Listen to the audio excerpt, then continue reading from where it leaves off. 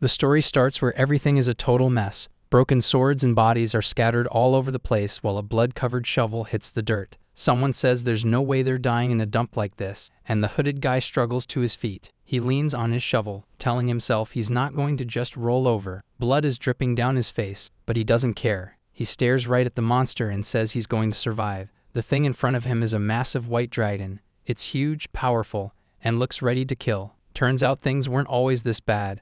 A guy once told him he was pretty good and asked for his name. He looked back with a smile and said his name was Wade, just some ordinary adventurer you'd see anywhere. That's how things were supposed to go, but the reality is much worse. The dragon roars as flames burst out everywhere, turning the whole area into a complete nightmare. Wade stands his ground through the smoke. His face is a mess, but he says there's absolutely no way he's dying here.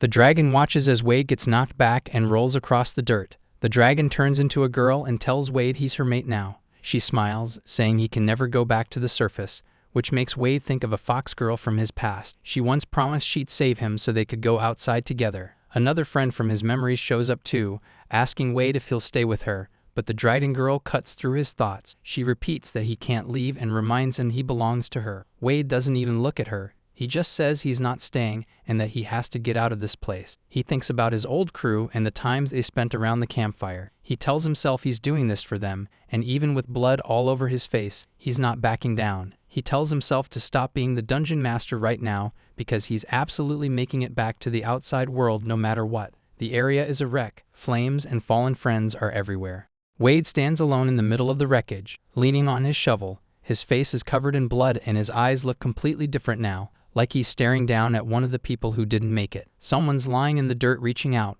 but Wade just reaches down and grabs a potion bottle from them. He tells the guy he's sorry, but he's taking this because he needs it to keep going. He looks at his own injuries and tells himself it's time to move, so he starts walking through the dark cave, dragging his shovel along the ground. He's almost gone when he hears a tiny voice behind him. Someone is barely breathing, whispering for help, and Wade stops and looks back at the person crawling through the dirt. They're begging him not to leave them there, but Wade doesn't stop. He tells them that if he actually survives this and makes it back, they'll come for them. He just needs them to hang on until then, which makes the person on the ground give a weak, sad smile. They just close their eyes and let him go, and it's a total 180 from how things were just a few hours ago, back at the dungeon entrance where a huge crowd was waiting to start the raid. A huge crowd of adventurers is gathered at the dungeon entrance. Everyone's geared up and talking, waiting for the raid to actually get moving. Suddenly, a loud shout for everyone to pay attention rings out, catching an elf girl and the others by surprise as this short, fancy-looking guy in armor steps up to the front. He starts by thanking all the adventurers for showing up today, but he doesn't waste any time getting to the point. He tells the whole group that they're going to be helping him explore the labyrinth, and with a greedy look on his face, he announces that their main goal is to find the artifact. He's clearly obsessed because he starts explaining how these artifacts are special items hidden in the maze, rare stuff with unique powers that everyone wants. He shouts down at the crowd from a stone pedestal, promising that if they find a bunch of them, he'll hand them out to whoever works the hardest. The guy keeps acting like he's a big deal, telling everyone they should be honored just to be his underlings for the day, which leads into a massive, boring speech. He opens his mouth wide and starts rambling on and on about his great family and their history from years ago. He keeps going about how high-class treasures belong to people like him, while Wade just leans against a tree looking completely over it. Wade stands there looking completely drained, thinking the noble speech is way too long.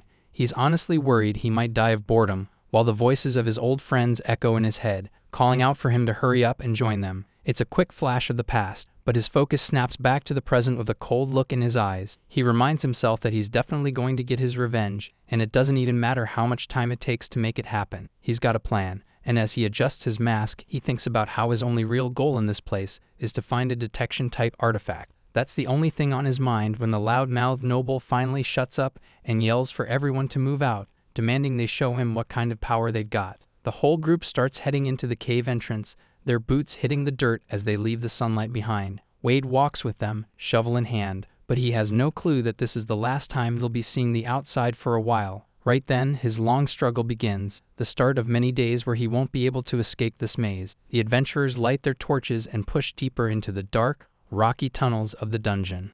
The group barely gets inside before they run into a pack of goblins hiding in the shadows, and someone yells out to watch out because one of the monsters loses its mind and charges straight at them with its mouth wide open. It doesn't get very far though, since a sharp blade catches it mid-air and slices right through its head in one clean motion. Wade doesn't stop there and puts his shovel to work, slamming it down to finish the job while the other adventurers just stand back with their torches. The guy with the headband looks completely shocked at the pace, telling the others that Wade is just keeping at it without slowing down. Wade stands there for a second, looking totally calm as he checks out the mess he just made with his shovel. The ground is covered in a pile of dead goblins and blood, but the group doesn't have much time to stare because a loud voice echoes through the cave, complaining that they're being way too slow and asking why they're taking so long with these easy fights. It's that same noble guy again. He's pointing his finger and losing his temper, telling them to move faster and get back to leading the way. As they start walking again, the guy with the headband leans over to Wade and jokes about how those noble types are actually pretty scary. The headband guy laughs a bit, mentioning how that noble guy didn't even wait 5 minutes before showing everyone how much of a jerk he really is, but Wade just shrugs it off while adjusting his gear. He tells the guy that even if their boss is annoying, he's still the one paying the bills, so he's got to keep him alive. The guy looks at Wade with a bit of respect, calling him a pretty serious dude before asking what his name is, since they're working together and all. Pulling down his face mask to show a smile, Wade introduces himself and lets the guy know he's an adventurer who specializes in clearing out dungeons. The guy repeats the title like he's never heard it before, getting curious and asking Wade if he's actually down here for a specific reason or just for the money. Wade keeps it simple and says he's actually looking for someone. The other guy nods along, saying he hopes Wade finds whoever it is. The conversation shifts when the guy points at the beat-up shovel Wade is carrying, asking if he's only using that because he lost his real weapon somewhere along the way. Wade holds the shovel up and explains that this is actually his main gear. It's surprisingly useful since he can use it like a blade or just bash heads in. He even jokes about how it's so cheap that he doesn't have to worry if it snaps, making the headband guy think this is some high-level veteran wisdom. The guy can't help but laugh, telling Wade that he's probably just being a total cheapskate, but they keep moving anyway.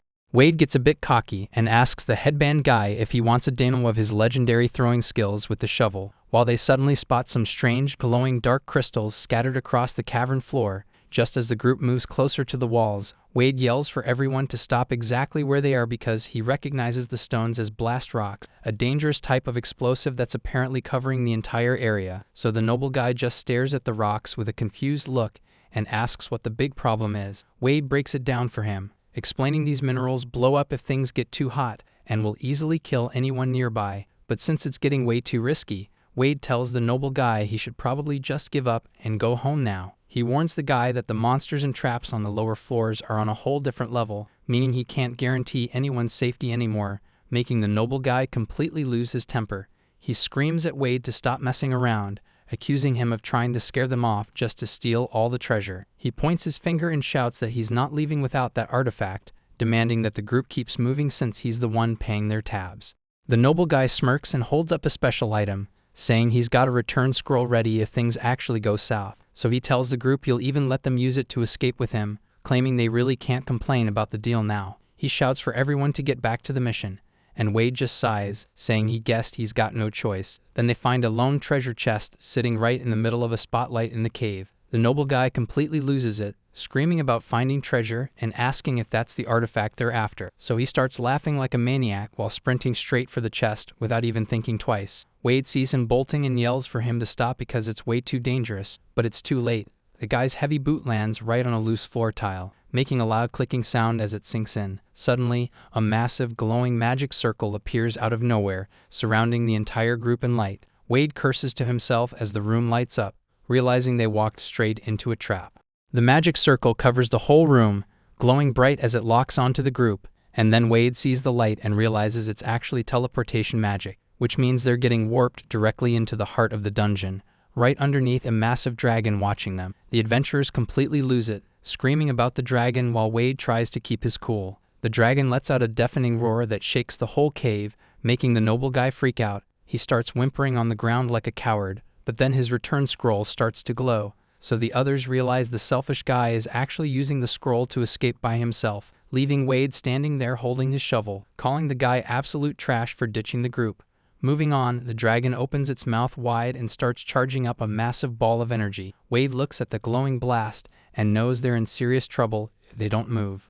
The dragon lets loose, and a blinding explosion of white energy fills the entire area. Wade is slumped against the cave wall, looking pretty rough and covered in blood. He mumbles to himself that this has to be a joke, and he can't believe this is happening. The sound of his friends screaming rings in his ears while he just sits there, so the dragon doesn't stop, raining down more energy that just levels everything left on the ground. One of the adventurers tries to get up, but a massive claw comes down and finishes them. Wade looks out at the bodies of his team, lying face down in the dirt and blood. He thinks back to when they were all walking together, promising he'd get revenge for them, remembering the nights by the fire and the promise he made to keep going, which is why his eyes snap open with this new look, saying he's not about to die in a place like this. Wade drags his shovel through the smoke, breathing hard as he heads back into the fight, hopping the top off a potion bottle with his teeth to face down the dragon, telling himself he's definitely going to survive this. And with a look of pure focus, he charges straight at the beast, but gets blasted back by a massive force, grunting as he flies through the air. He yells at himself not to stop, trying to find his footing while the dragon roars, and he keeps pushing himself to move forward until a huge tail swing catches him off guard and slams into his side, sending him crashing into a wall with enough force to make him lose his breath. He ends up lying in the rubble, just muttering about how much that hurt. Wade looks up at the wall and spots something. It's a bunch of explosive rocks embedded in the stone, and he realizes he can use them. He looks completely beat up but focused, telling himself it's time for an all-or-nothing gamble. While the dragon is busy looking for him, Wade grabs a cloak off a fallen body nearby, using it to wrap up the explosive rocks into a bundle, hoping he's gathered enough to make it work. He stands up with his makeshift bomb, giving himself the green light since it's now or never. Wade walks right out into the middle of the floor, standing there waiting for the beast to see him. The dragon hears him and immediately snaps its head around, and Wade just stares it down, calling it a lizard and telling it to come get him. The dragon loses it and lets out a massive roar, ready to end this once and for all. Wade sees his opening and goes for it, yelling that now is the time. He braces himself through the pain, telling the dragon it's time to get blown away, and the whole bundle of rocks goes off right in the beast's face. A massive explosion rips through the center of the arena, lighting up the whole place. Wade stands there in the middle of the smoke, wobbling on his feet. He actually lets out a little laugh, looking completely wrecked but alive. But then he looks up and sees the dragon's shadow, realizing it's still got plenty of fight left. Before he can even move, the dragon strikes back, hitting him so hard he just collapses. And now he's pinned under the beast's gaze, bleeding out and struggling to even breathe. He starts dragging himself through the dirt, telling himself his head and right arm still work. Wade's hand shakes as he scrapes at the dirt, desperately asking where his weapon went. He looks up through the blood and sweat, locking eyes with the massive beast, and as the dragon reaches out, its sharp claws stop just inches away from his face. The dragon stands there among the fire and tells Wade that it actually likes his tenacity. It tells him to become its mate, promising to pass on the power of the dungeon master right then, leaving Wade completely stunned as a blinding light starts to wrap around his body. Everything goes dark and Wade wonders what's happening, or what he's even become, but then a woman's voice tells him that he belongs to her now. She grips him tight, saying there is absolutely no way she's letting him get away, and suddenly Wade wakes up in a soft bed, looking around like he's seen a ghost. Wade holds up his hand and notices something crazy. Every single one of his wounds has completely vanished. He looks around the room totally confused and asks what happened to that lizard guy he was just fighting. But a voice from the bed repeats the words lizard guy back at him, like she can't believe he just said that. The dragon girl, Nia, looks at him with a smug grin and tells him he's got a lot of nerve talking to her like that. Wade just stares at her with his mouth open, having no idea who this girl even is or why she's lounging there. She asks if he's already fallen for her, saying she'll let him stare all he wants. Nia leans in and admits she really liked his spirit, especially how his eyes never gave up even when he was losing, so she decided it would be a huge waste to just let a guy like him die out there. As she crawls closer to him on the bed, she explains that the power of the dungeon is what actually healed him, and it only worked because she shared her own authority with him, basically bringing him back from the dead.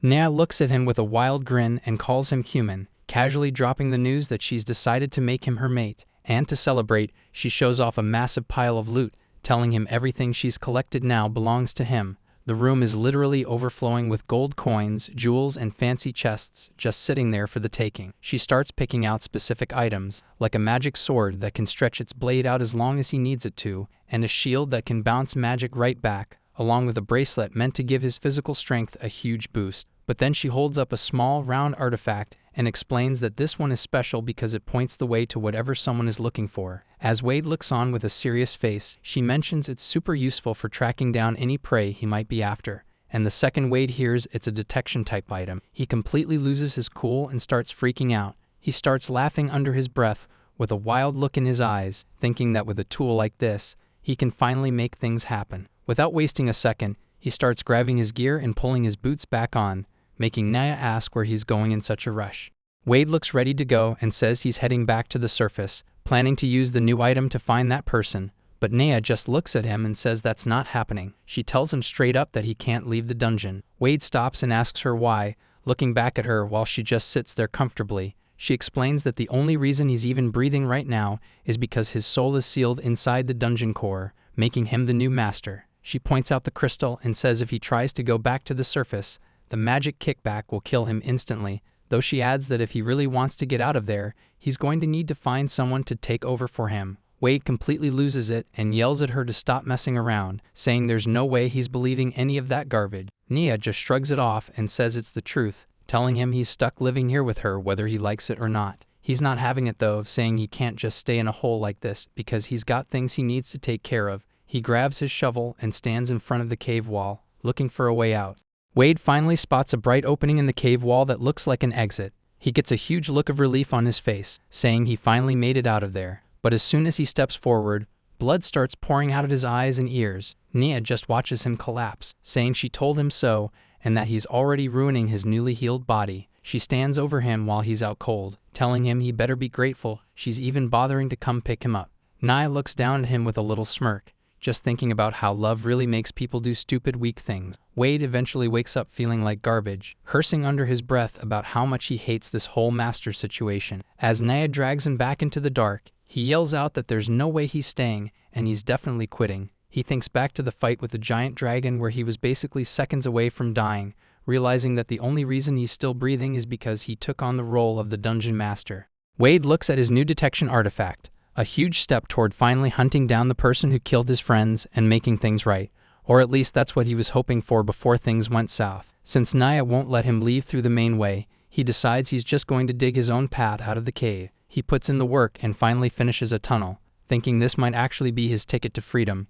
He pulls himself out onto the grass and shouts back at her, asking how she likes his little escape plan. But the second he hits the surface, he starts coughing up blood and his body begins to smoke. Nia just watches from the shadows, telling him it's no use because his body will literally fall apart the moment he leaves. Wade loses it and asks why this is happening, but she explains it's just part of the deal of being a dungeon master. She tells him to stay cool since the dungeon's mana will fix him right up once he's back inside. After he finally gives up and heads back in, she asks if he's finally done throwing a fit, and he just mutters that he is. Wade looks at his artifact and curses his luck. He finally got his hands on a detection tool, but now he's stuck in a cave where he can't even use it, and he starts wondering if he can just pass the dungeon master title to someone else. But he knows nobody would actually want a job that keeps them trapped forever. The guy even feels a bit guilty just thinking about tricking someone into taking his place, so he realizes he is pretty much stuck on his own for now. Naya looks over at him and asks why he is so obsessed with getting to the surface. She tells him he could honestly live a pretty happy life right here in the dungeon if he just stopped fighting it. Wade gets a dark look in his eyes and tells her it's about revenge. There is someone out there he has to find no matter what happens to him. He clenches his fist tight, swearing to himself that he is going to get out of this place one way or another, and eventually he just rubs his head and admits he has no choice but to figure out how this dungeon actually works if he wants to survive. The two of them start walking deeper into the cave while he carries his gear, and he double-checks if her name was Nia. So she looks at him with a big grin and says that is right. She is the proud red dragon Nia. Nia takes that in for a second, so Wade just tells her straight up that he's nothing special, just an adventurer, but she repeats it back to him with this look on her face like she doesn't believe a word of it. Before they can keep talking, a whole pack of goblins comes out of nowhere and surrounds them in the cave. Wade spots them first and calls them out, getting ready to fight since he wastes no time swinging his shovel and sending one of the little monsters flying back. The other goblins start rushing in with spears, and one of them tosses a handful of strange black dust into the air, and Wade's eyes go wide when he sees the color. He realizes way too late that the stuff is actually explosive rock powder. The whole place just blows up right in his face, and he lets out a yell as the blast hits him full force, leaving Wade face down on the ground with smoke coming off his back while Naya screams out his name. She stands there looking completely stressed out, swearing to herself because she totally let her guard down. Wade stares down the pack through the smoke, and the goblins start sweating when they hear him say that he hopes they're ready for what's coming next. He stands there like a shadow, just waiting for the right second to explode into action. He moves way faster than they expected, closing the distance before the lead goblin can even blink. He lets out a massive swing with the shovel, catching one monster in the neck and sending it flying into the cave wall. The rest of them can only watch in shock while Wade drives his shovel straight down, finishing off another one like it's nothing. So, the goblin mage tries to step up and wave its staff to cast something, but it's way too slow because Wade is already on top of him. He tells the creature he's wide open and stomps him into the ground before he can even start a spell. The last goblin left standing completely loses it, realizing all its buddies just got wrecked in a matter of seconds. It turns tail and sprints into the dark tunnels of the cave, leaving Wade and Naya standing among the mess. Naya doesn't want to let it go, yelling that it's heading back to the nest, and they need to chase it down before it brings back help. Wade leans over and starts coughing pretty hard. The fight definitely took a toll on him as he wipes his face and says they shouldn't bother chasing Small Fry, especially since he only fought back because they attacked first. Mia just sighs at him and says he really doesn't understand how things work, making Wade ask what she's even talking about. She explains that the one who escaped is a hobgoblin, a smart leader that keeps the rest of the pack in line, and on top of that, goblins have this custom where the strongest survivor of a fight becomes the new boss. She gets a look on her face and says if things go right, they can force a new successor on the group. Wade decides that changes everything and tells her they're moving out, while Naya happily chases after him into the tunnel. As they run deeper in, Naya asks what that move he did earlier was and if it was some kind of body reinforcement. She tells him he really should have used a trick like that when the two of them were fighting. Wade looks annoyed and tells her he actually was using it, but it's a max-level reinforcement that puts him right on the edge of his body breaking. Naya laughs and apologizes, saying she guesses he's the only one who could have survived that. She even admits he's a pretty tough guy for making it through. Wade just looks at her and mutters under his breath about how she's a complete monster who's totally off the scales. Naya doesn't seem to mind the attitude and tells him she actually likes that simple kind of toughness. She explains that to someone like her, most lives are so small they'd just blow away with a light breeze. The reason she took such a liking to him is because of how foolish he is when it comes to pain. She thinks his level of obsession is crazy enough to go way past any normal survival instincts. Wade ignores the talk and focuses on the path ahead, telling her that's where the enemy is hiding. He points toward a dark opening in the cave wall and says the target is definitely right through there. He grabs his shovel and slides down the rocky slope, while Naya flies right behind him. They land at the bottom of the tunnel, only to find a huge group of goblins already waiting for them in the shadows. Wade looks around the dark cave and realizes they've stumbled right into a goblin nest, while Naya just smiles and calls it a pretty great haul. Naya steps forward and raises her hand, telling the goblins they need to learn their place before she starts gathering a massive amount of energy. With a scary look in her eyes, she says they're going to pay for hurting her mate and promises to give them the punishment they deserve. She lets loose a giant blast of light that completely wipes out the center of the room. Wade covers his face from the shockwave and thinks to himself about how dragons really are on a whole different level. But he doesn't want to just stand around, so he grips his shovel and says it's time for him to get to work too. The two of them start tearing through the rest of the mob together, leaving the floor covered in goblin blood until a loud voice yells for them to stop right there. A huge, armored hobgoblin shows up looking completely pissed off about what they've been doing to his brothers. Wade stares the big guy down and says he's finally found the boss of the pack, the target he's been waiting for.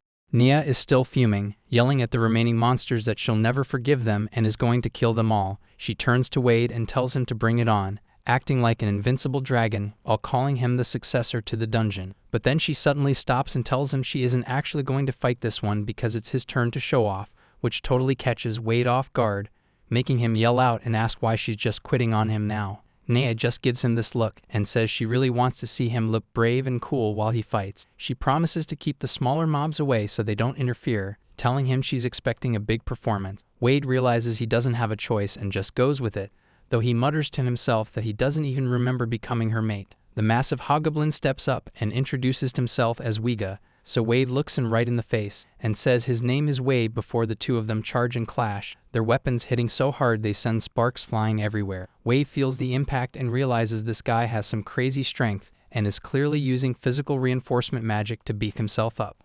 Wade notices the hobgoblin isn't just strong, he's stacking limit-breaking reinforcement magic on top of his natural muscle. The big guy brags that his power is the real deal while Wade keeps his guard up with his shovel, looking for an opening. He slides back to get some distance, trying to figure out the best way to actually break through this guy's defense. Naya chimes in, explaining that while a body would normally fall apart from this much power, the The dungeon's magic lets it heal instantly. Wade hears that and it clicks, so he decides to take a massive gamble with his own physical state. He pushes his body reinforcement way past the limit, letting his own energy explode out of him. He knows his muscles are going to tear and his bones might break from the strain, but that doesn't matter because as long as he stays inside the dungeon, the magic will keep fixing him up as fast as he can damage himself. Wade goes for a full-on overboosted super attack, swinging his shovel with everything he's got. The hit connects clean and leaves the hobgoblin clutching his face, groaning as he tries to deal with the damage. Wade lunges forward with blood on his face, telling the monster it's finally time to finish this. He lets out a massive battle cry, putting every last bit of his strength into one final move. Wade grabs the hobgoblin and slams him into the ground with a brutal suplex. Later on, the two of them end up sitting on thrones as the new rulers of the dungeon, and Naya laughs while a goblin serves her drinks, saying she's glad she held back since their loyalty is actually pretty great. She's hyped to keep taking over the rest of the dungeon, but Wade just sighs and asks if this was her plan from the start. The hobgoblin brings Wade some food, so Wade asks if he's really okay with this after saying he'd never forgive him. The big guy explains that they always put their lives on the line when they fight. That's just the goblin way, and they only survive as a species because they follow whoever proves to be the strongest. He tells Wade not to worry about it since that's just how they are, and Wade realizes he's just going to have to roll with it. Wade tries to hand over the reins, telling the big guy he should be the one to take over as the next dungeon master, but the hobgoblin just waves him off. He explains that for his kind, the bond with the master is everything, and this whole place belongs to Wade now. Wade starts losing his cool, yelling that he can't stay because he's got his own goals to worry about, which immediately gets Naya fired up as she screams that she's never going to let him just walk away from this. While they're arguing, the rest of the goblins take the hint and start booking it into the tunnels, calling for a full retreat. Wade just sighs, looking completely wiped out while he figures he'll just have to find someone else to take the job later. Naya looks at him like he's lost his mind, letting out a shocked shout as she closes the distance. She gets this weirdly happy look on her face, telling Wade that watching him fight so hard was actually pretty hot, and Wade completely loses it, yelling at her to stop being so weird and creepy all of a sudden. She doesn't listen though, telling him he's clearly tired and she's going to use her magic to heal him up right now. Wade is totally freaking out, yelling at Naya to just wait and hold on for a second while she keeps coming at him. Meanwhile, things are way more chill back at the town right outside the dungeon entrance. The fox-eared girl is staring at a sword on the table, thinking about how Wade's been missing for 5 days now. She sighs about what a pain he is to take care of, but then her ears suddenly twitch like she's got an idea. She grabs her goggles and figures she might as well head in there to go find him herself. Back in the goblin nest, the hobgoblin is getting everyone hyped up, announcing a massive feast with food and drinks to celebrate their new boss. Wade hears them talking about cooking and asks if they're actually serious, then offers to jump in and help them out. So he rolls up his sleeves and starts working over a big pot, while the goblins scramble around with supplies. They end up putting together a huge spread of meat and grilled dishes that actually looks pretty decent. The whole place turns into a total party, with goblins dancing and stuffing their faces while Wade carries out even more food for Nia.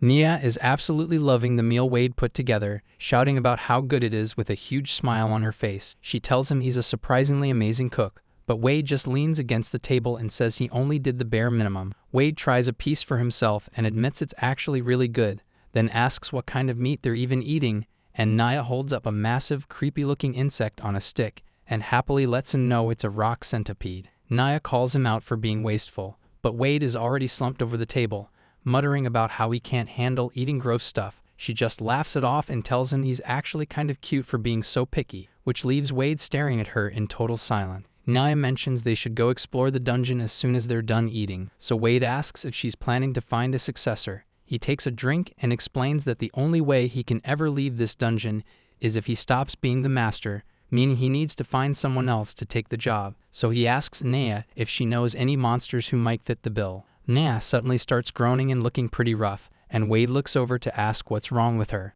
Nia looks down, looking pretty conflicted, and admits she really wants to help Wade out with his wish, but she gets honest and tells him she doesn't want to be apart from him, wanting him to stay by her side forever. Wade just takes a casual drink from his mug and tells her she should just come up to the surface with him, and Nia completely loses it. She stands there with her mouth hanging open, totally shocked by the suggestion. She starts overthinking the whole thing, wondering if this is some human custom like a marriage proposal or dating, so she starts squealing with stars in her eyes while Wade just stands in the back wondering what's wrong with her. Nia suddenly snaps out of it and mentions she actually knows a skeleton archer who could take over the dungeon. She explains the guy was probably an adventurer before turning into a monster, so he's got skills and a high IQ, making her think he's the perfect choice for a successor, which leads to Wade deciding they should go find him right away. Wade starts walking through the area, keeping an eye out to see if the guy is anywhere nearby. Naya leads the way through the cave and points out that they've reached the spot where skeletons usually show up, but she's totally distracted, blushing and telling Wade how happy she is that he wanted to marry her too. Wade looks like he's losing his mind and asks who the hell would ever say something like that to her. Nia just gives him this smug, love-struck look and tells him there's no need to be so shy about it. She leans in close, telling him they're about to make an eternal bond together, which is way more than Wade can handle, so he just shoves her face away to get some space while she keeps making a scene. Suddenly, a fox-eared girl named Sun comes sprinting out of the dark, screaming that she's in huge trouble because a giant slime is right on her heels. Wade sees her and calls out her name, looking completely shocked. He realizes he's got to stop that slime immediately, deciding that keeping Sun safe is the only thing that matters. He grabs a big chunk of rock from the ground, thinking to himself that this should be enough to get the job done. Sun is absolutely losing it, screaming as that giant slime towers over her and gets ready to. She suddenly stops and looks up, catching a glimpse of someone she didn't expect to see. It's Wade, and Sun can't believe her eyes, yelling out his name while he just casually says hey and asks how she's been. Wade doesn't waste any time, winding up and hurling that rock he picked up earlier. The rock flies straight through the slime's body, but it doesn't even slow the thing down, just leaving a hole that. Wade stares at the monster, realizing that hitting it with just a regular physical attack is a waste of time. He grabs another stone, focusing his energy and deciding to flow some magic into it this time. He lets out a shout and puts everything into the throw, sending the magic-loaded rock flying. It works, and the slime gets blasted into a bunch of harmless puddles on the ground while Sun keeps running. Naya stands there watching the whole thing with a smirk, finally offering to step in and lend them a little bit of her power. The magic-charged rock hits the center of the slime, and a massive burst of light tears the monster apart, leaving. Wade points out that the core is finally exposed and tells Sun to jump in for the follow-up, and she says she's all over it. Sun lets out a loud shout, putting all her weight into a heavy sword swing to finish the job. Wade tells her she did a great job just as he expected, and Sun can't help but smile, saying it's an honor to hear that from him. But Wade isn't done yet, saying it's his turn now while he thinks about how to use the Dungeon Master's own healing power to. He triggers his overboost and physical enhancement skills, turning into a total blur of energy as he leaps high into the air and brings his shovel down with everything he's got, smashing the core. He lands perfectly on the ground and lets out a breath, saying that was actually pretty easy, while behind him the slime just. Sun starts hopping around and cheering for him, yelling his name and telling him how cool that looked. She gets right in his face, asking what that crazy move was because she's never seen anything like it before. Sun gets right in Wade's face with stars in her eyes, begging him to tell her exactly how he pulled off that crazy move, but Wade just tries to get her to calm down, saying they really need to keep moving before Naya loses interest,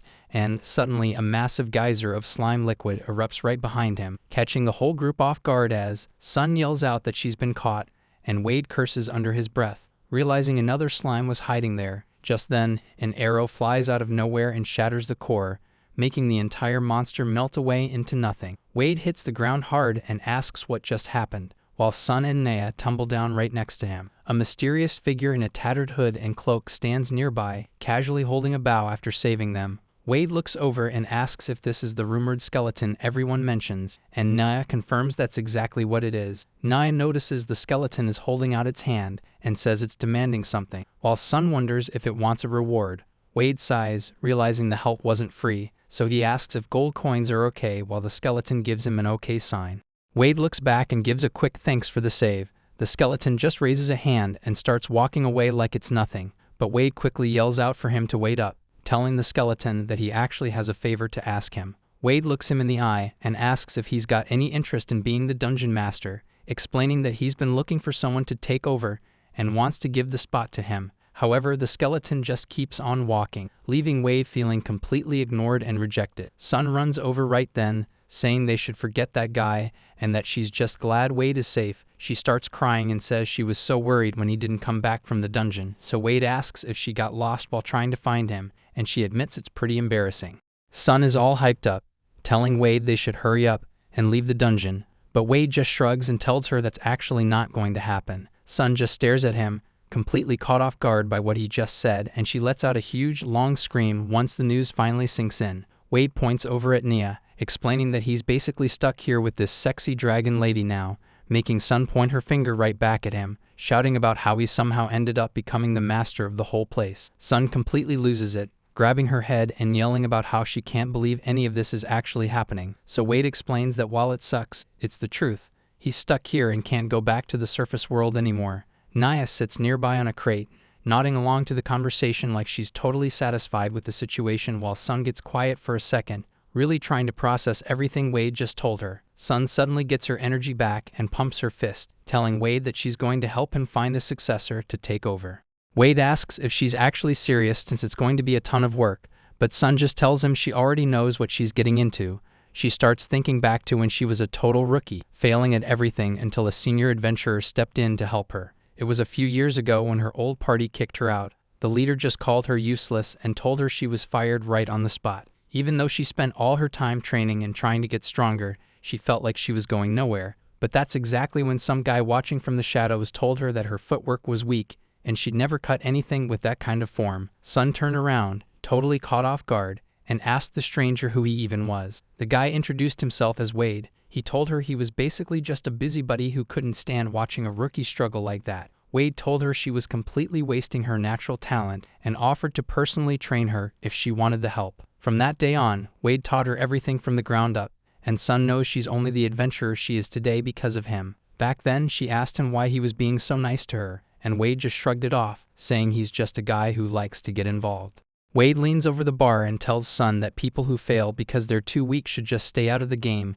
He notices she's looking a bit down, so he tells her to lose the gloomy face and raises his drink for a toast. Sun cheers up immediately and says she gets it, clinking her mug against his as they share a moment. She thinks about how much Wade did for her back then and decides that now is finally her chance to pay him back. Sun blushes a bit and tells him not to hold back and just rely on her so they can get back to the surface together. Wade just nods along, but the mood gets wrecked when a voice from the dark tells Sun she's getting way too close and calls her a brat. Nea's scary aura fills the room as she claims Wade is hers and she's not handing him over to anyone. Sun completely loses it and starts running, yelling for Wade to stop the crazy dragon girl. Wade tells her she's being ridiculous and asks what he's even supposed to do against someone that powerful. Sun cries about how unfair it is while they both run for their lives. Nea's massive shadow is right on their heels. The scene shifts over to the royal capital and its massive castle. Inside, a veiled woman mentions the target is deep in the dungeon and asks if the job is still doable. She looks pretty confident while calling out to the man she calls the Dragon Slayer, so he doesn't hesitate for a second, just giving her a short, serious answer that it's not a problem. Sitting on his throne with a massive sword, he promises the dragon will definitely be the one he personally cuts down. Meanwhile, back in the dungeon, Wade is completely wiped out on the floor and says he can't move. Sun is right there with him, looking totally drained and admitting she's finally hit her limit. But it turns out it's not just exhaustion. She starts crying and yells about how she's actually just starving. She points the finger right at Nia, who's sitting there with a huge food baby after eating all their supplies. Nia just gives a sweet smile and says she couldn't help it. But Sun isn't buying it and yells that she's not forgiven. Sun points out that even the local goblins are getting stressed by Nia's eating habits. The poor guys are literally shaking in fear, while Sun looks at the last bit of food they have left, totally grossed out because the only thing on the menu is caterpillars. Nia just keeps snacking like it's no big deal and says they aren't that bad, but Sun yells that the taste isn't the problem. Wade cuts in, looking pretty drained, as he explains that the food shortage is becoming a massive life or death issue. He points out that if it takes forever to find a successor for the dungeon, they can't just keep running back to town for groceries, and wonders how the goblins ever manage to feed such a huge crowd. Realizing they need a permanent fix for their supplies, Nia tries to think of a quick solution, but Sun admits they really need to talk to someone who actually knows what they're doing. Suddenly she gets a spark of an idea and says she knows the perfect person to help them out. Wade quickly scribbles a note and tells Sun to deliver it to a specific magic shop in town. She says she knows the guy and heads out, so Wade yells after her to make sure she picks up some actual food while she's there. A blonde girl wearing a large witch hat shows up with a big smile, waving as she asks Wade if he's been doing alright lately. Sun waves from the distance and yells out to the group that she finally brought the person they were looking for, and Dolte looks Wade over and mentions how much he's grown, but Wade just jokes that she actually looks shorter than before. She laughs it off and says she's gonna curse him for that. Nia watches the two of them interact for a second before speaking up to ask exactly who this person is. So Sun steps in to explain that this is Master Dolty, someone Wade knows who runs a magic supply shop in town. Dolty tips her hat and formally introduces herself as the mage of the group, telling everyone she's happy to be there. Nia isn't really buying it though. She looks at Wade and asks if this little kid is really supposed to be the expert they need. Wade realizes the danger way too late and warns Nia that calling Dolty a kid is a huge mistake, just as a massive magic circle erupts around the angry mage. Later, Dolty mentions she heard all about Wade becoming the new master of the dungeon from Sun, and Wade admits it's been a massive pain to deal with. Dolty gets all fired up and says this is great for her research, but Wade tells her she's being way too casual about his life or death situation. She just laughs and says it's not her problem. Dolty mentions that the food shortage is actually a pretty easy fix, while Nia just stays collapsed on the floor and the mage smiles wide, telling the group that they just need to focus on being self-sufficient to survive. Wade looks at the heavy bags she's carrying and asks what she's planning to grow in a place like this, so Dolty explains she's got vegetable seeds that she specially treated with magic so they can grow anywhere. She takes a look around at the cave walls and realizes the magic in this dungeon is way too thin, meaning the plants won't grow, because a dungeon's power level depends on how much magic the master has, which catches Wade off guard. Dolty explains that low magic means no food or monsters will show up, and it's a huge step down from the dragon who ran things before. Since a human's magic isn't enough to keep a dungeon running, she asks Wade how he's even keeping the place powered up, but Nia just smiles and tells her that she and Wade have been getting together to work on the magic supply personally. The news hits Wade and Sun like a ton of bricks. The two of them just stand there with their mouths open, totally losing it. Dolty explains that it's basically just bedroom arts, where they circulate and boost each other's magic through the act, which is news to Wade, who snaps that he's never heard of that, while Sun covers her face and starts spiraling about him and Nia until Wade tells her to quit imagining things. The mage looks over and asks if Sun hasn't actually joined in on the fun yet, making the fox girl freak out and yell that she definitely hasn't. So Sun quickly tries to change the subject by clearing her throat and asking if there's literally any other way to boost the dungeon's magic. Dolty gives a big smile and casually suggests the easiest way is to just kill every adventurer that steps foot inside. She explains the logic behind it. Basically, whenever a living thing dies inside a dungeon, its magic gets recycled back into the floor, and if they want to be efficient, they should just lure people in from the outside and set up deadly traps all over the place. Wade doesn't even hesitate to shut her down, telling her the idea is denied and he's not doing anything like that. Dolty just gives him a knowing look. She pretty much expected him to say that from the start, but she laughs and tells him that if they won't kill anyone, then he and Nia just have to do way more lewd stuff together, making Wade lose it.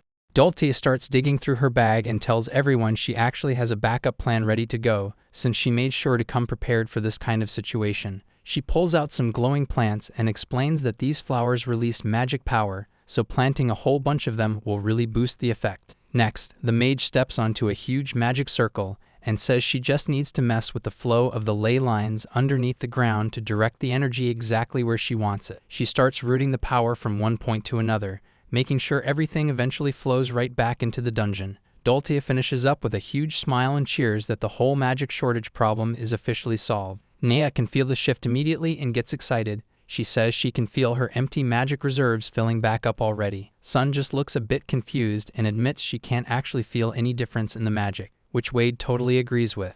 Moving on, Dolty decides to get some vegetables going right away and starts scattering seeds all over the place. Wade looks at her and asks if she isn't supposed to plow the dirt first, but she just says it's fine since she specially mixed these seeds to grow anywhere. Just then, a massive garden of full-grown vegetables pops out of the ground instantly. Dolty just gives a smug look and tells him see. Wade is completely blown away by how fast the garden grew, while Dolty brags about the amazing all-you-can-eat setup she just made, but the celebration is short-lived as she tells everyone to start harvesting right away, only for things to take a weird turn. A massive pumpkin monster suddenly sprouts from the ground and starts wrecking the place with its vine arms. The whole group is stuck watching in total disbelief as the field turns into a complete disaster zone. The monster just laughs while it goes on a rampage, and Dolty casually mentions she might have gone a bit overboard with the fertilizer. The thing starts tossing goblins around like toys, making Wade lose his mind and yell about what is even going on. Dolty realizes she accidentally created a vegetable monster because she channeled way too much magic into the soil, and to make matters worse, the creature is getting even stronger, by soaking up all the extra energy from the ley lines underneath. While Doltia is actually having a blast watching the chaos, Sun starts crying and begs her to stop the monster instead of enjoying the show, leaving Wade to turn to Naya and tell her to just finish the thing off with her dragon breath so they can finally move on. Nia gets totally stressed out and yells that she refuses to use her dragon breath because she's worried it'll just burn up all the delicious vegetables they worked so hard on. Wade tells her she should just dial back the power, but she snaps back that she isn't nearly skillful enough to control her fire like that. So Wade realizes he has to come up with a different plan to take the pumpkin monster down before it wrecks everything. And just then Sun comes running over with a big wooden chest, shouting that she found the artifact, which earns her some quick praise from Wade for being so fast. The whole group crowds around to look inside, and Doltia is pretty impressed to finally see the real treasure hidden in this dungeon. She starts checking out the item's powers, mumbling to herself about how it can handle reflection, enhancement, and even extension, which gives her a solid idea. She looks over at the monster and tells the group she's sure this is going to work. Wade points right at the rampaging pumpkin and tells Sun to go provoke it, leaving her standing there wondering how she's even supposed to pull that off. Doltia hands over a shield and explains the plan is to get the monster's attention, aim for the feet, and then take its beam attack head on. But Sun is absolutely terrified, just standing there shaking with the shield in her hands while she tries to find her courage. Sun keeps screaming at the top of her lungs, yelling that she likes meat way more than vegetables and that she's a meat-only person through and through. The pumpkin monster doesn't care and just screeches as it charges straight for her. But then Sun is actually shocked to see the plan working. She yells out that she really did it and reflected the magic right back at him. The pumpkin monster looks totally stunned by its own power hitting it. Doltia sees the opening and says it worked perfectly since the monster's connection to the Earth's energy is gone, so she tells the guys it's their turn. She calls out to Wade, who just reaches for his weapon and tells her to leave everything to him. He lets out a heavy grunt as he swings his shovel with everything he's got, and just like that the hit connects with a massive shockwave that tears right through the air and slams into the monster's face. Nia gets a scary look on her face and says she's going to handle the finishing move herself, so she lets out a huge roar and delivers a massive hit that absolutely wrecks whatever was left of the monster. The pumpkin monster is completely done for, sitting in the middle of a massive crater and actually crying as it starts to fall apart.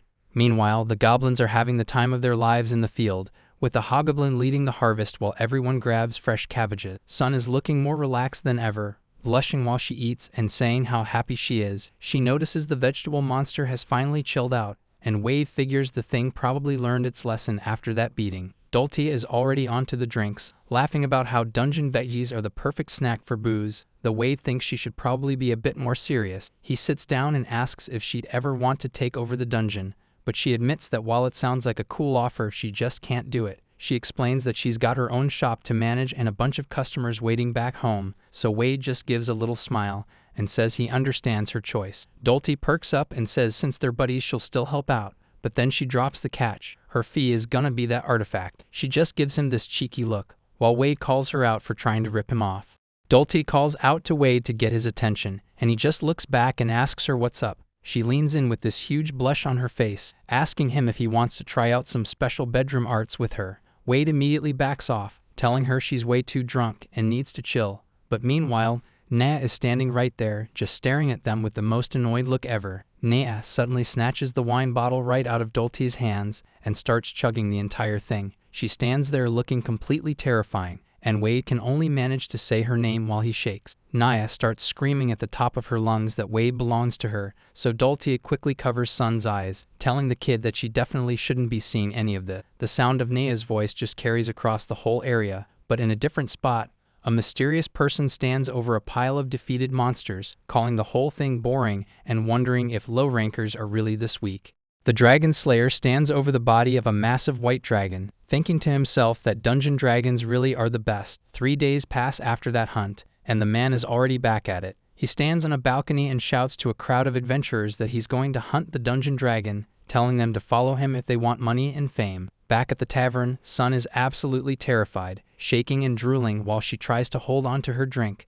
Meanwhile, deep in the dungeon, there's a massive cave with a waterfall and glowing crystals everywhere. A few goblins are just hanging out and splashing around in the water, totally relaxed, when a huge wave suddenly hits them. Wade is sitting on a nearby rock, admitting that he never knew the dungeon had a spot like this. Naya pops her head out of the water and tells him it's an underwater cave that actually connects to the outside world. She gives him a smug look and says that if he ever got swept out to the surface, he'd pretty much die instantly. Wade just sighs, thinking about how annoying those dungeon master restrictions are while he imagines himself getting washed away. Sun comes running into the cave out of nowhere, yelling that things are getting really bad. Wade looks back and asks what's wrong, but Sun is so out of breath she can barely stand. She finally catches her wind enough to tell him that she heard some crazy news back at the guild. The Dragon Slayer is gathering a huge army of adventurers, and they're planning to raid this dungeon soon. Naya doesn't seem impressed at all, just saying that Dragon Slayer is a pretty cocky nickname for a human. Wade gets a serious look on his face and says he's actually heard stories about a guy named Brad the Dragon Slayer. Apparently, the dude is a legendary hero who has the magic power of every dragon he's ever killed inside his body. Plus, his main weapon is a massive artifact sword that was made specifically to wreck dragons. Naya asks if he's really planning to just give up the dungeon because some strong guy is coming, and Wade tells her no, but he knows there's no room to negotiate here because the guy is totally obsessed with hunting dragons down. Naya points out that she's the one the Dragon Slayer is actually after, but Wade isn't having it, telling her that doesn't change anything and he's not letting it happen. Wade starts walking off into the dark, saying to himself that he's never going to let something like this go down again. His heart is pounding as he gets into a serious headspace, realizing that if they want to survive this, he can't afford to be picky about how they win. He shouts out that they're going to kick those adventurers out and protect their dungeon no matter what, finishing his speech by making it clear that this is the only way forward. Wade stands in front of a crowd of monsters, yelling for everyone to lend him their strength for the defensive battle ahead, and as he locks in with a look of pure focus, Naya just watches him in total silence. The whole dungeon kicks into high gear, with goblins digging and moving supplies to prep for the raid. Back in the shop, Dolte goes over the map and explains the strategy while Sun watches, looking pretty worried about how things are going to play out. Wade and Naya spar hard, weapons clashing as they train for the battle. Later on, Wade sits alone and looks pretty stressed out. Naya walks in and catches him off guard, pointing out that he's got a really gloomy look on his face. Standing tall, she tells him that if he's got something on his mind, he should just say it, since she might have the answer. Wade looks up at her and admits she totally saw right through him, but Naya doesn't mind at all, saying she'd never be disappointed in him, and that this kind of worrying is just who he is. She gets close and tells him he's looking at the idea of being strong the wrong way. Wade asks if that's really how it works, and Naya just puffs out her cheeks and insists that she's right, making it clear that even if he can't bring himself to believe in his own strength right now, he should at least trust the judgment of the woman who picked him to be her mate. Naya looks him right in the eye with a smug grin and asks if he's finally convinced. Wade gives her a calm smile and says yeah, he's fine now, and her talk really helped him out. As they stand there, Naya mentions that the others were actually pretty worried about him too, noting how he just wasn't acting like his usual self lately, but suddenly some shouting breaks the mood as someone yells about how pushing is a bad idea, and a second later, a whole pile of people and monsters come crashing through the door and land in a heap. Sun is right in the middle of the mess, looking totally dizzy as she groans. Wade looks down at the tangled pile of friends and monsters and asks what they think they're doing. Everyone starts panicking and making up excuses, claiming they were just out for a walk and slipped, and they definitely weren't eavesdropping on his private conversation. The whole group starts yelling and pointing fingers at each other, trying to shift the blame, while Naya just loses it and starts laughing at the ridiculous scene, while Wade watches the chaos unfold with a much lighter heart. Wade stays quiet for a second, just thinking to himself about how he's always been lucky to have such good friends around him. Meanwhile, back in the heat of battle, an adventurer yells for everyone to stay sharp because these monsters are a lot tougher than they look. A giant slime starts crawling all over the cave walls, so the leader tells the mages and archers to stay back and aim for the core with long-range hits. The fighting gets intense, someone gets caught in the chaos and screams out as they're completely overwhelmed by the attack, and Noble Guy looks absolutely furious at the mess, yelling at everyone to find out what the hell they're doing. He starts barking orders at the tired adventurers, telling them to get back on their feet because he's not paying them to sit around and rest. As a guy carries his wounded friend away, Noble Guy keeps shouting, asking them why they think he's even spending all this money on them if they can't fight. He demands they move faster, obsessed with the idea of making that dragon pay for how it humiliated him back then. Suddenly, a heavy pair of boots steps forward and a deep voice tells all the injured fighters to head back, saying they're just getting in the way, and the Dragon Slayer stands there with his hand on his massive sword, looking like he's finally ready to take over.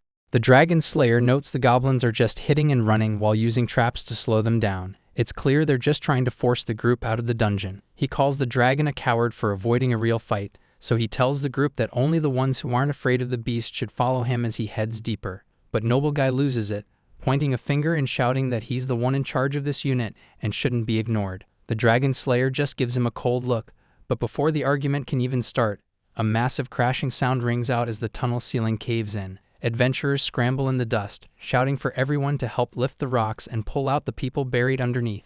Noble Guy is left shaking, staring at the rubble in complete disbelief. He clenches his fist, realizing they're never going to reach the bottom because this place is way more dangerous than the last time he was here. He starts screaming at the top of his lungs, asking what the hell is happening as a strange crystal barrier slams down right in front of him, cutting him off from the rest of the group. Wade looks on as the plan starts to come together, thinking to himself that things are going well and Dolte's traps are definitely doing their job. The goal isn't even to kill the invaders, it's just about setting traps to keep them from moving, because every time someone gets hurt, it takes a few more people to carry them out, which means the number of fighters on the front line just keeps dropping. Wade tells Nea they just need to keep this momentum going until the whole group is forced to give up and retreat. Meanwhile, Sun checks in with one of the goblins to see how the group of adventurers is handling the pressure, but Wade knows there's still one major problem, the guy named Blood. He's the only one in the group who is on a completely different level. Down in the tunnel, a massive blast of energy hits the corridor, but the Dragon Slayer just stands there taking it like it's nothing. Wade realizes right then that the guy's title isn't just for show, he's a total monster. As the Dragon Slayer easily bats away a rain of arrows with his massive sword, Wade admits that the traps they set aren't going to be enough to finish him, and the Goblin Squad alone doesn't have the power to stop him. Wade clenches his fist tight, realizing a direct face-off is the only way left to get this done. He gets himself ready and tells the others he's heading out to take Blood down personally, because Sun is busy patching up a wounded goblin and looks up, asking if he's actually going to be alright. Wade just flashes a confident grin, telling her not to worry since the dungeon's power basically makes him immortal anyway. He even jokes that if things get really messy, he'll just use some explosive rocks to blow himself up and take the guy with him. Sun can't believe how wild his plan is, but Nea shows up right then, wings out and ready to jump into the fight. She yells that she's going with him, but Wade immediately shuts her down. He tells her it's a bad idea because the guy is literally a dragon slayer, meaning the matchup is a total disaster for her. Instead of letting her join the front line, Wade tells her there's actually something else he needs her to handle, leaving Nea standing there looking completely confused about what he could possibly want her to do. The intruders push their way through the thick jungle brush, making a ton of noise as they go. It's a whole squad of knights led by that chubby Noble Guy, all moving deeper into the trees. The Noble Guy is sweating like crazy and complaining that this area wasn't here before, calling the whole thing a total pain. But he doesn't realize Wade is right above them, hiding in the dark leaves and watching their every move, until Wade drops down like a ghost, slamming his shovel into one of the knights with enough force to send the guy flying back into the dirt with a loud scream. Just as things get chaotic, Blood steps in and catches the next strike on his massive blade, stopping the shovel cold. The Dragon Slayer stares Wade down through the clashing metal, clearly pissed off, and he yells out, demanding to know who the hell he's even dealing with. Wade doesn't blink, looking him right in the eye and telling him he's the master of this dungeon. Blood holds his ground with a huge blade as Wade tries to force his shovel through. The two are locked in a heavy power struggle. Blood glares through the clash, telling Wade he's got some guts for trying a surprise attack. The Dragon Slayer keeps the pressure on, yelling that even though the kid tried his best, Blood unleashes a massive swing that creates a huge blast, sending Wade flying back across the forest floor. Blood stands firm in the clearing, looking down at his opponent and saying his head isn't something that can be taken by someone at that level. Wade slumps against a tree trunk, coughing and admitting to himself that his surprise attack was a total failure. Staring at the Dragon Slayer's silhouette, Wade thinks that facing him in person makes the gap in their power feel real. He can sense a crazy amount of magic coming off the guy. Looking at that overwhelming power, it feels almost like he's back facing a dragon again. Wade realizes he's got no other choice but to change things up. He stays low and says it's time for his next plan, just as a creepy giant pumpkin monster starts to rise up behind him. The pumpkin monster lets loose a crazy amount of energy that swirls all over the place. Wade yells out as the explosion hits, catching one of the nearby soldiers right in the face. The guy lets out a muffled grunt as he gets knocked back. Wade grips his shovel and looks around at the mess, shouting that there's no way he can deal with this. Meanwhile, the other soldiers are already losing it and running for their lives. Blood just watches the retreat with a look of pure disgust, calling them all a bunch of weaklings. He stands tall as the giant pumpkin monster looms over him, but Blood doesn't even flinch. The dragon slayer swings his massive blade and tells the creature it's in his way, instantly shredding the monster into pieces. He plants his heavy sword into the ground and makes it clear that his only goal is to hunt down the dragon. Blood says his whole deal is killing strong, evil dragons so he can take their magic and use it to hunt the next one. Glancing back at Wade, the guy tells him to get lost since he doesn't have any use for someone that weak, leaving Wade standing there, just quietly admitting to himself that he figured the guy would say something like that. Wade grips his shovel and says since he heard all that, there's no way he's letting the guy pass. They start clashing at crazy speeds, sparks flying as the shovel hits the massive blade over and over. But Blood finds an opening and hits with so much force that Wade's shovel gets knocked right out of his hands. The weapon spins through the air as Blood looks on, simply saying that he's seen enough, but he does admit that Wade's got some decent power and speed behind him. Blood moves in close, pointing out that despite the physical stuff, Wade's actual fighting technique is just average. He tosses Wade around like a rag doll, telling him he can tell the kid has some experience, but it's still not even close to his level. He just calls him a total amateur to his face. The dragon slayer slams Wade into the ground with a massive impact that shatters the stone everywhere, leaving Wade broken in a crater while Blood looks down, telling him he's the dragon slayer for a reason and he shouldn't think he could ever win like that.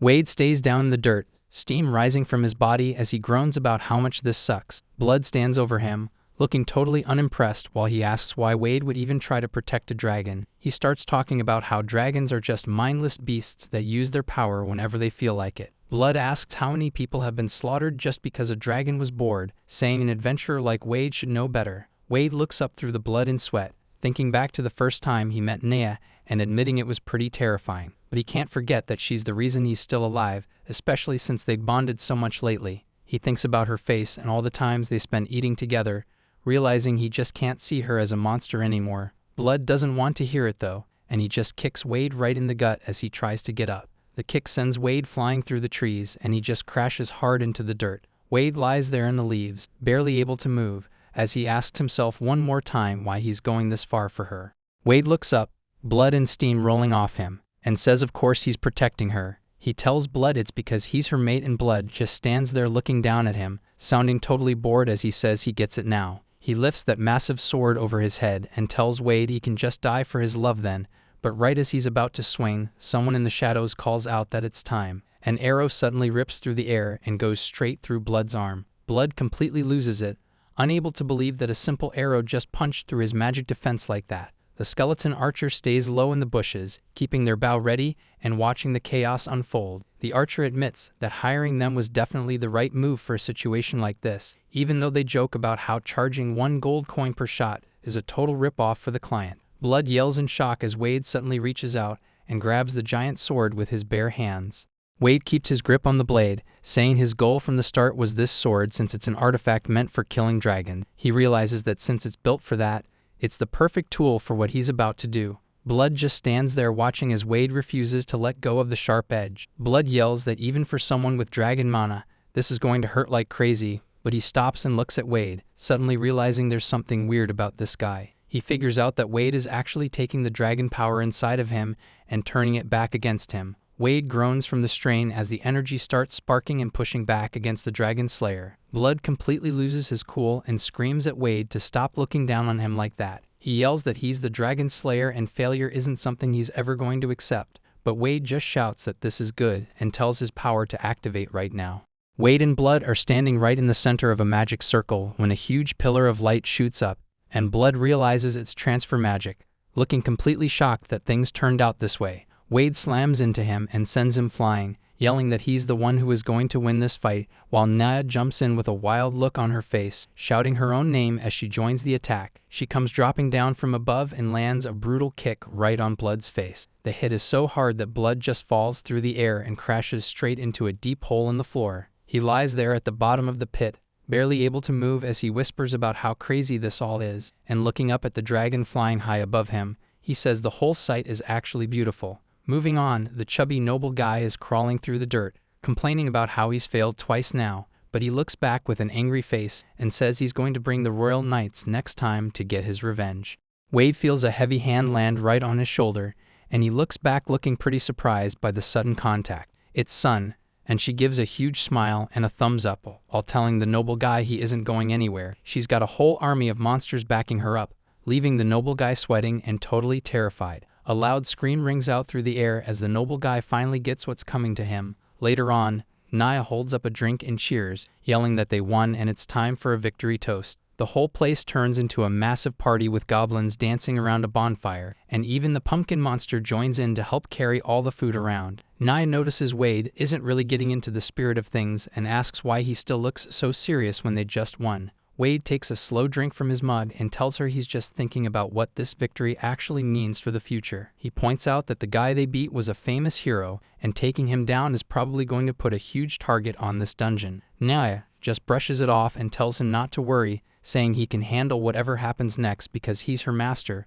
But when Wade asks if she has any actual reason to believe that, Nia just laughs and says she's got nothing, leaving Wade totally speechless. Nia starts getting sentimental, telling Wade she saw how he put his own life on the line just to keep her safe, and she gives him this look, saying that because of that, she's decided to swear her love to him right now. Nia leans in close and grabs his chin, smiling as she tells him they're going to be together forever. Sun completely loses it in the background, yelling about where the two of them think they're going without her. She starts complaining that it's totally unfair and says she's coming along too, which just makes Nia click her tongue. Both girls just stare at him with these intense looks, with Nia saying his name while Sun calls out to him as her senior. Wade finally snaps and tells them both to hold on, asking Nia what she's even talking about with the forever stuff. He starts walking off, shouting that he's done with the dungeon and he's giving up on the whole undead master thing. He's had enough of the underground and yells that he's finally going back to the outside world for good. Nia doesn't seem to care and says if anyone tries to stop them, heroes, gods, or even a whole country, she'll just crush them. Wade finally reaches his limit and yells that he's completely done being a dungeon master. His voice rings out through the area as the scene starts to shift away. High above the ground, the massive spires of the royal capital castle stand tall. Inside, the veiled woman looks out a window, mentioning how crazy it is the dragon slayer actually lost. She looks pretty annoyed by the news, saying the whole situation is turning into a real problem. A few days pass after that big fight with the dragon slayer, and things are back to training. Sun charges forward with a shout, swinging her sword with everything she's got. A huge hobgoblin suddenly steps in and blocks her hit. She's totally caught off guard. Wade groans as steam rises off his body from the sheer exhaustion of the session, and Nia looks over at him, telling him he's overdoing it and really needs to take a rest. The hobgoblin agrees with Nia, saying that ganging up on Wade like this is actually starting to make them feel bad, but Wade doesn't care about any of that, thinking to himself that he doesn't have time to waste and needs to get way stronger. He flashes back to the fight where Blood totally wrecked him, remembering how he was no match and almost lost everything right there. The memory makes him grit his teeth, and he swears to himself that he's never going to let a loss like that happen again. He calls Nia over, and she looks up at him with a pretty confused expression as he tells her to hit him with a full power attack because he needs to see what he can actually handle now. Nia just stares at him for a second, asking if he's actually being serious about taking a hit like that. Wade doesn't hesitate and tells her to just do it, standing his ground while gripping his shovel. She's not exactly thrilled about it, but she starts charging up her power since he won't back down. Nia lets a huge blast go, and it absolutely levels the entire area. Wade stands his ground and activates a massive physical boost, ready to take the hit. He swings his shovel with everything he's got, trying to time his move perfectly as the energy hits, but his face goes pale when he realizes the timing is off and things are about to get messy. Sun screams out for him as a giant explosion of light and smoke completely swallows him up, making Wade walk out of the dust looking pretty beat up and annoyed, swearing because he totally messed up the technique. Sun is basically crying from the stress of watching that, while Nia stands there asking him what he was even trying to do. Wade stares at the ground and tells them the move belonged to an old friend of his named Sylvia, explaining that if you can push your physical power into your weapon just right, you can even cut through fire. Sun gets curious and asks what kind of person this Sylvia was, so Wade tells her she was actually his teacher for physical reinforcement. Even though she was younger than him, she had so much energy that trying to keep up with her was a total nightmare. Flashbacks of Sylvia show her signature hat and the gem she always wore. She was always the type to dive headfirst into a fight, looking totally hyped, slamming her massive axe down with a quick shout as she crushes another monster. Sylvia stands on the monster's corpse saying she's in top form, but Wade just yells, running up and screaming at her for charging in way too far because it's dangerous. Sylvia just looks back at him all confused, asking what the big deal is since they won. Wade climbs up the rock to meet her, telling her she's just being lucky and needs to actually be careful, which just makes her sigh and call him a total worrier. Wade gets serious and holds up a hand, explaining that a tiny scratch in a dungeon can be the end of you, but she just smiles and says she only goes that hard because he's watching her back. Wade stands there completely frozen, just staring ahead as he says Sylvia's name under his breath. He snaps out at it and tells her that acting cute isn't going to work on him, while Sylvia just winks and asks if he caught her wiping the sweat and dirt off his face as he remembers how she was always wild, but her skills were the real deal. He starts thinking about that specific move she used, how it's totally different from just dumping mana into an object, realizing it's actually about holding back energy and then controlling the explosion perfectly to boost an attack. He admits her own explanation was pretty messy, since she just used sound effects and poses, but the logic seems solid. Wade grips his shovel tight, knowing that if he can figure out how to copy her technique, he'll be on a whole new level. He turns to the others and says they're going to keep training for a while, which gets an hyped salute from Sun. Nia looks a bit skeptical though, putting a hand to her chin and suggesting they might need a better way to practice. The group stands at the cave entrance, everyone just thinking hard about what to do next.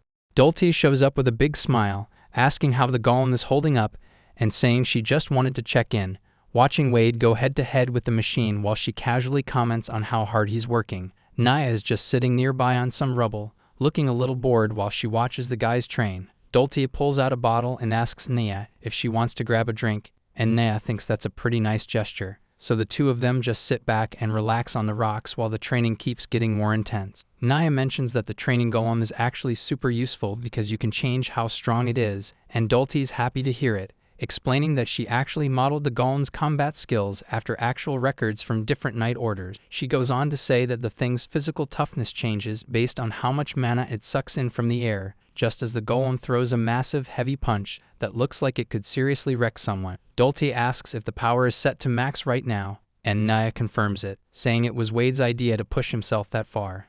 Nia mentions that Wade has been acting way more intense than usual lately, noticing how he's totally obsessed with trying to copy the moves his old teammates used to do. Dulce sits there with Nia, eventually saying she isn't sure if she should bring it up, but thinks it's something Nia needs to hear, dropping the news that Wade's entire old party was actually murdered back when they were exploring a dungeon. She explains how they were suddenly ambushed while they were out on a run, and the whole group got wiped out in an instant, leaving Wade as the only one who barely managed to survive, though he got a good look at the person who did it. The only lead he has is that the killer had these weird eyes that looked like a swirling vortex, and since then, Dulce says his heart has been completely trapped by the idea of getting revenge for what happened to his friends. That's the real reason he's so hungry for power and wants to get out of the dungeon. So Nia realizes he's just trying to hunt down his enemy. Nia looks out over the area, wondering why a guy with all that baggage would still risk his life just to protect her, while Dulce admits even she was surprised to see him end up in a one-on-one fight against a legendary hero like the Dragon Slayer.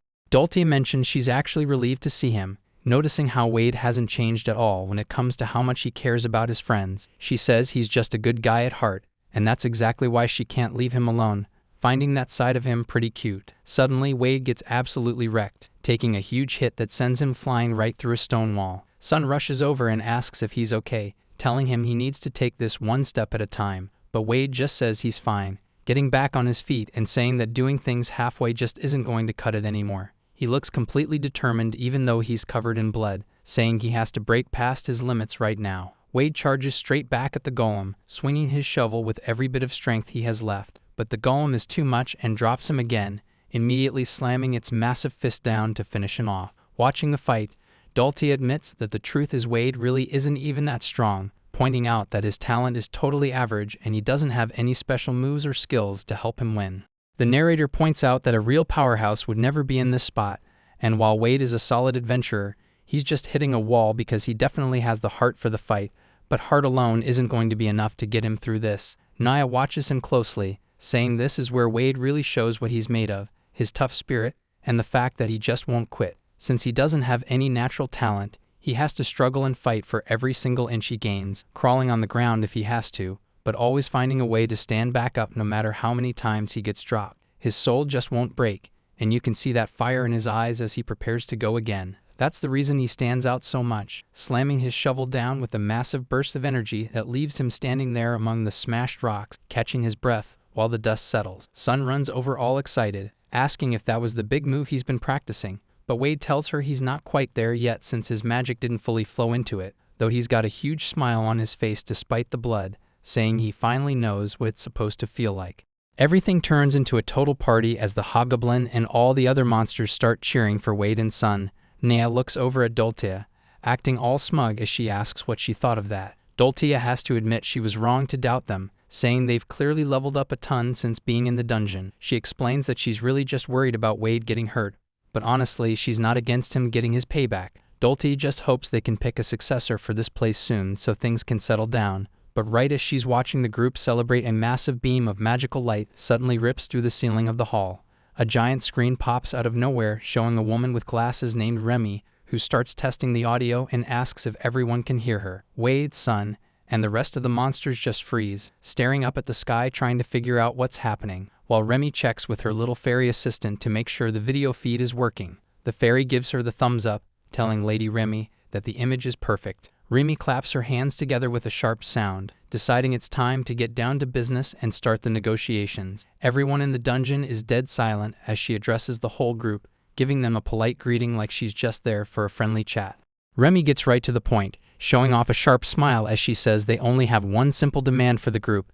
Sitting there with her hands folded, she tells everyone that she wants them to hand over the entire dungeon. Wade and the hobgoblin just stare up at the massive screen in total silence, while Remy lets the weight of that request sink in. She catches herself and mentions she completely forgot to introduce herself to them properly. She says her name is Remy and that she's actually a dungeon master herself, but Nea's already seen enough and tries to blast the screen with fire. Remy just laughs at the attempt, explaining that her projection magic can't be stopped by physical attacks, which just makes Nea click her tongue in frustration. Looking closer at the group, Remy notes how aggressive the master of this place seems to be and asks if Naya is the one calling the shots. Wade raises his hand and tells her that he's actually the one in charge of the dungeon. Remy seems a bit shocked, and when Wade asks if she has a problem with it, she says it's just weird to see a regular human leading a dragon, especially since he looks so beat up. She finishes by saying they want to keep the negotiations peaceful, and that they've even brought a reward to make the deal worth it. Remy lays out the terms of the deal,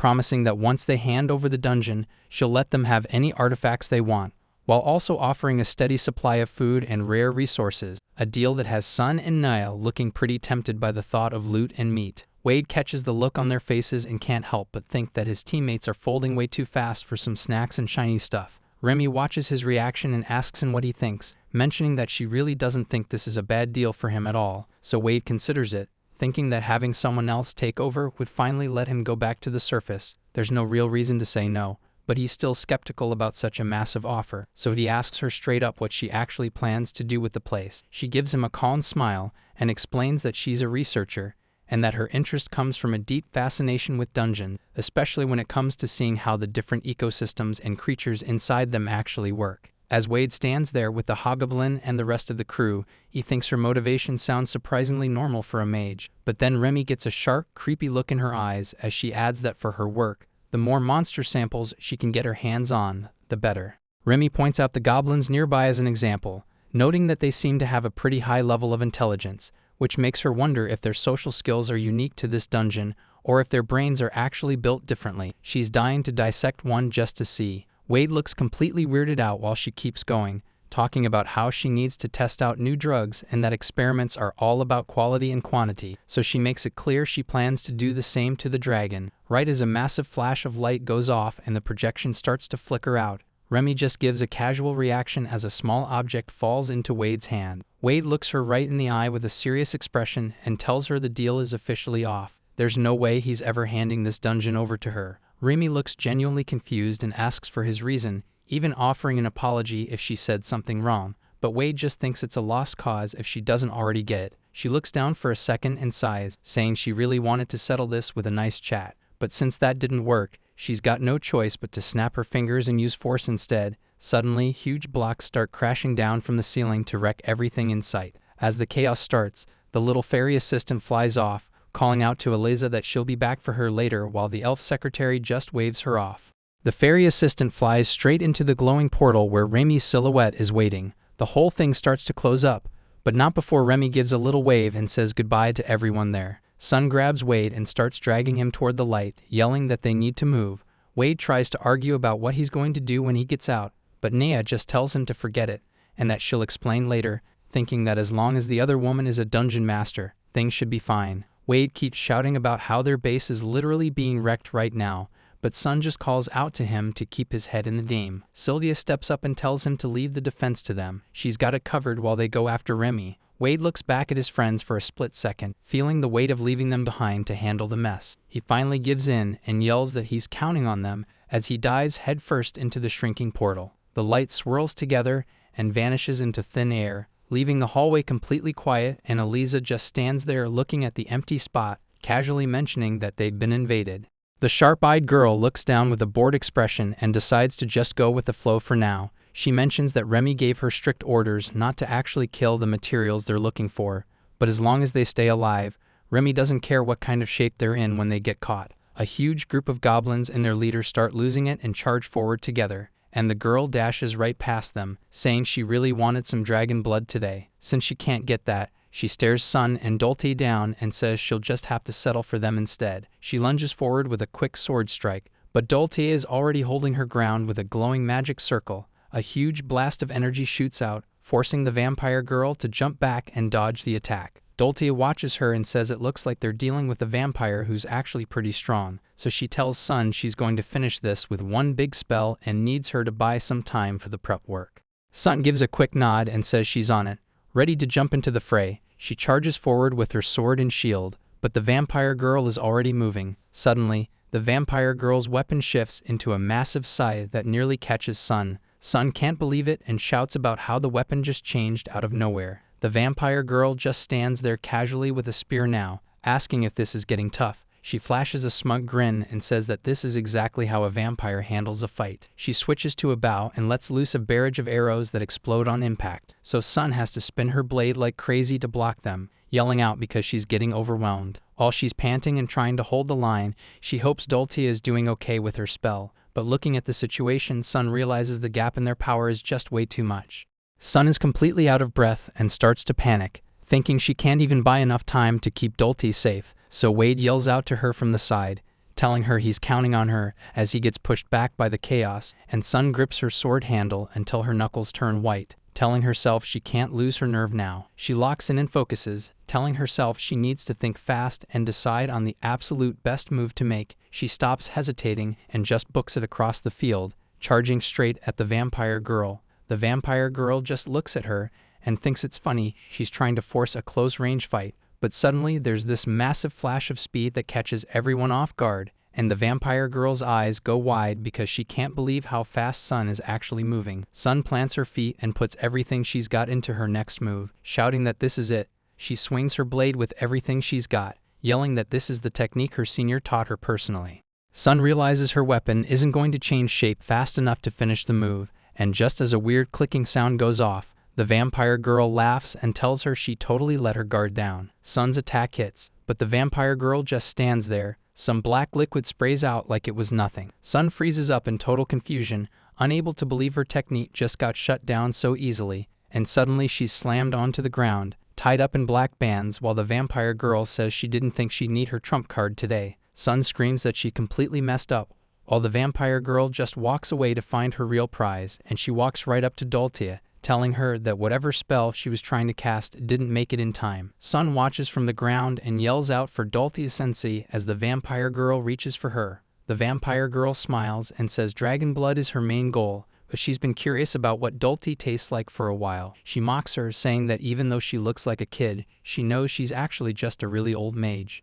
The vampire girl lunges forward and sinks her teeth right into Dolte's neck, catching her completely off guard. Dolte's eyes go wide as she feels the bite, immediately recognizing the blood chain curse being cast on her. Suddenly, massive black chains burst out from Dolte's body, ripping through the air and pinning her down. The vampire girl pulls back with blood still on her lips, looking totally confused by what's happening, and Dolte watches the chains tighten, explaining that the blood the vampire just drank is actually what's turning into these restraints. Bound and hanging in midair, Dolte realizes she can't even move her own blood, probably because of a magic circle nearby, so she grunts against the pressure, telling the vampire girl that using someone's own blood to tie them up is a pretty low blow. The vampire girl just stands there and says she didn't really care about the method, just as long as she got her prize. But Dulce points out that since the vampire wanted dragon blood so bad, she knew she wouldn't be able to resist a taste of hers. Dulce flashes a confident smile, telling her that in the end, they're both after the same thing, a live subject to experiment on. Dulce flashes a big smile while pulling out a massive syringe, telling the vampire girl she's going to need her to share some of that blood. She brushes it off like it's no big deal, saying it'll be totally fine. The vampire girl completely loses her cool, sweating bullets as she tries to tell Dulce to wait a second, but it's too late.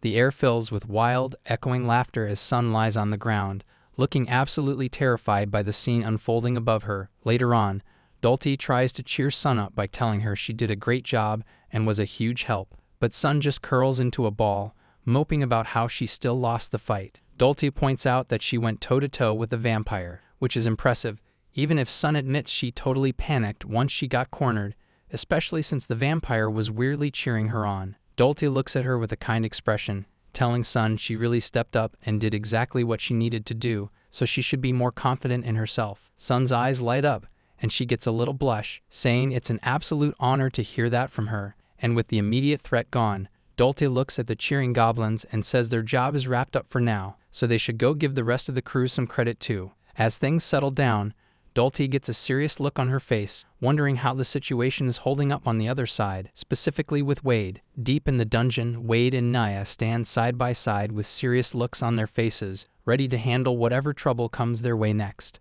Wade looks down at his hand in shock. He's covered in blood, but he notices his body isn't actually breaking down yet. Naya explains that while being a dungeon master usually ties you to one place, there aren't actually any rules against moving between different dungeons, but Remy cuts in from the screen with a smug look, asking if this is his first time away from home and telling him it's way too much for an amateur to handle. Wade isn't having any of it. He tells her straight up that the negotiations are over, while she just laughs like she's got the upper hand. Naya turns back to Wade to drop some bad news. Even if they can be here, the master of this specific dungeon is a different guy entirely, meaning only that guy can use the special perks and buffs that come with the territory. Wade starts to put the pieces together as she points out that his wounds aren't going to heal here, and he won't be able to use his crazy reinforcement powers like usual. Since he's weakened, Naya steps out in front to shield him, telling him to just sit back and leave the actual fighting to her for now. She gives him a serious look, telling him to just focus on staying alive because there's something else he needs to take care of once the fighting stops. Just as they're figuring out their next move, the fairy assistant flies in at high speed, yelling that she won't let them do whatever they're planning. Wade is caught totally off guard. He realizes someone masked their presence and got the drop on him before he could even react. Naya loses her cool immediately, baring her teeth and calling the attackers nothing but annoying bugs for trying to pull a stunt like this. The little fairy assistant flies around and tells them off, saying they shouldn't underestimate her just because she's tiny. Remy starts laughing through the screen, bragging about how she prepared a special seal just for Naya as a giant water sphere swallows her up. As Naya struggles inside the trap, Remy explains that they'd never be dumb enough to raid a dragon's dungeon without a plan to shut her down. With their biggest threat out of the way, Remy turns her attention to Wade and asks him if he really thinks he can fight alone. Wade doesn't back down at all. He tells her that's fine, because he was already looking for an excuse to punch her in the face. Naya watches him from inside her watery prison, looking genuinely worried as she calls out his name, hoping he knows what he's doing. Remy just gives him a smug look, saying she's got a soft spot for idiots who don't know their place, even if they usually end up dead. She plays it off like she's being nice, saying it wouldn't be fair to just bully a clueless amateur without giving him a real chance to understand. Remy points her finger up with a smug grin, telling Wade she's got some useful info to share. It's about the winning conditions for this whole fight. Wade looks confused, but she keeps going, explaining that a dungeon master can basically hijack any other dungeon just by touching its core. She looks at Naya trapped in the water and tells Wade the dragon probably just used him to try and steal this place. It's the same deal for her too. She doesn't need to negotiate, she just needs to find the core and touch it. She makes it clear she's going to take her sweet time wrecking them before taking the dungeon for herself. Wade doesn't want to hear any more and rushes her with his shovel, but Remy just leans back casually, saying she isn't really the type for physical labor or getting her hands dirty. She holds up a glowing block and calls it the mangacap, her absolute best piece of work. Suddenly, huge cubes fill the entire room, forcing Wade to scramble as the battlefield completely changes. Wade looks up as the whole area starts falling apart. He can't even process what's happening, and Remy just sits there on a block, spinning a cube on her finger. She casually mentions that golems happen to be her specialty, explaining that her artifact was originally just a piece of metal that could multiply itself, but she put in the work to remodel it into a massive swarm-type golem. Wade starts to realize the situation, noting that they'd basically jumped right into the middle of a monster. Remy just gives him a smug look, asking if he didn't expect a dungeon to have a few traps waiting for him. She hops onto a cube and tells him the mana cube follows her every thought, giving her total control over both offense and defense, and suddenly a wave of blocks slams into Wade, knocking him back. He grunts in pain as Remy asks how it feels, mocking him since a regular human can't fight back against that much mass. One of the blocks catches him right in the head, and the cubes keep flying through the air like bullets, leaving Wade scrambling to survive the constant hits. Remy tells Wade that even though it hurts, he isn't going to die just yet. Wade is covered in blood, gritting his teeth, and gets sent flying backwards as a huge wave of cubes slams into him. Remy just watches while adjusting her glasses, telling him not to push his luck just because he's immortal. From the sidelines, Sun watches the whole thing from inside her bubble, looking completely terrified as she calls out Wade's name. Remy wonders if this is really how strong a normal human can get with physical reinforcement.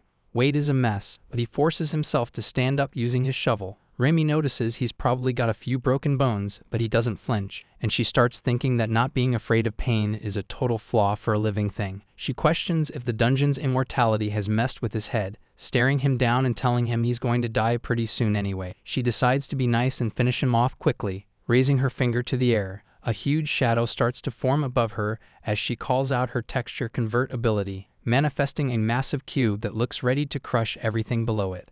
Remy points her finger toward the sky and says she's going to finish him off quickly, just as a massive ball of energy starts to burn through the air above them. Wade stands there covered in blood, staring up at the giant glowing light that's about to crush him while Sun screams his name from inside the safety bubble, looking completely terrified for his life. Even Nea loses her cool, yelling at him to run away as fast as he can, but Wade doesn't move. He just looks ahead with a dead serious expression, and then he starts thinking back to a time when he asked about the secret behind a certain move. Back in the day, he was sitting under a tree with Sylvia, asking if it was all about speed or power, but she told him it was more about a gut feeling than anything else. Sylvia told him he didn't need to force himself to learn her techniques since his support already helped her so much, but Wade looked her right in the eyes and said he wanted to be more of a help to the rest of the team. Sylvia finally gave in, standing up and telling him she'd show him how it's done so he could finally make some progress.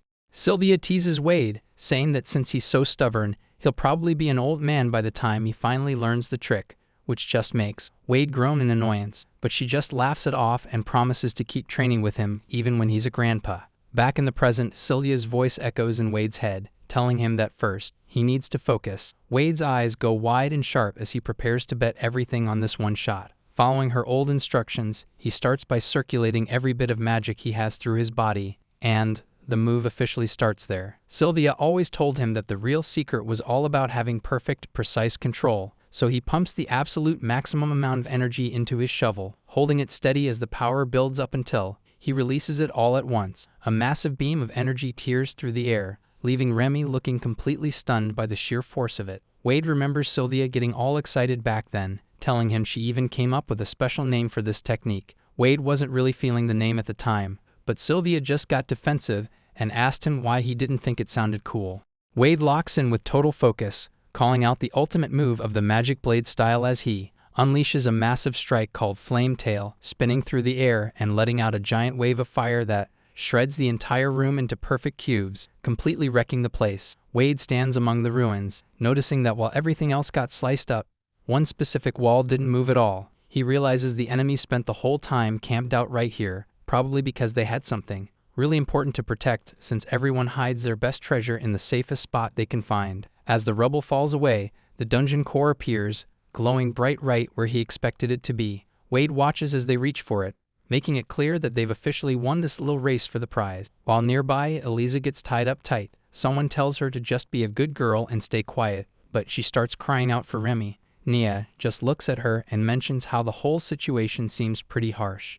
Remy looks through the screen with a bloody face, telling Wade he clearly doesn't know much about how dungeons work. She asks if he actually has what it takes to keep dealing with all this, mentioning that if he were just some normal guy, she might have let him off the hook. She starts laughing, saying he shouldn't joke around about being a normal opponent since dungeons hold an insane amount of value. She explains that because of that, there are countless powerful people out there who are constantly hunting for them, and she's definitely not the only master looking to grow her territory and take control of more ground. She goes on about how fate is completely tangled up within the dungeon walls, and that same fate is exactly what causes all the endless fighting, bringing up the dungeon war that's been going on since ancient times. She tells Wade straight up that he's officially dragged himself right into the center of it. The stone blocks rumble and shift into place while Eliza watches. Sun looks totally hyped, pumping her fist in the air as she gets ready for whatever comes next, and then she jumps for joy, shouting that the project is finally finished as a massive stone archway begins to glow with bright light.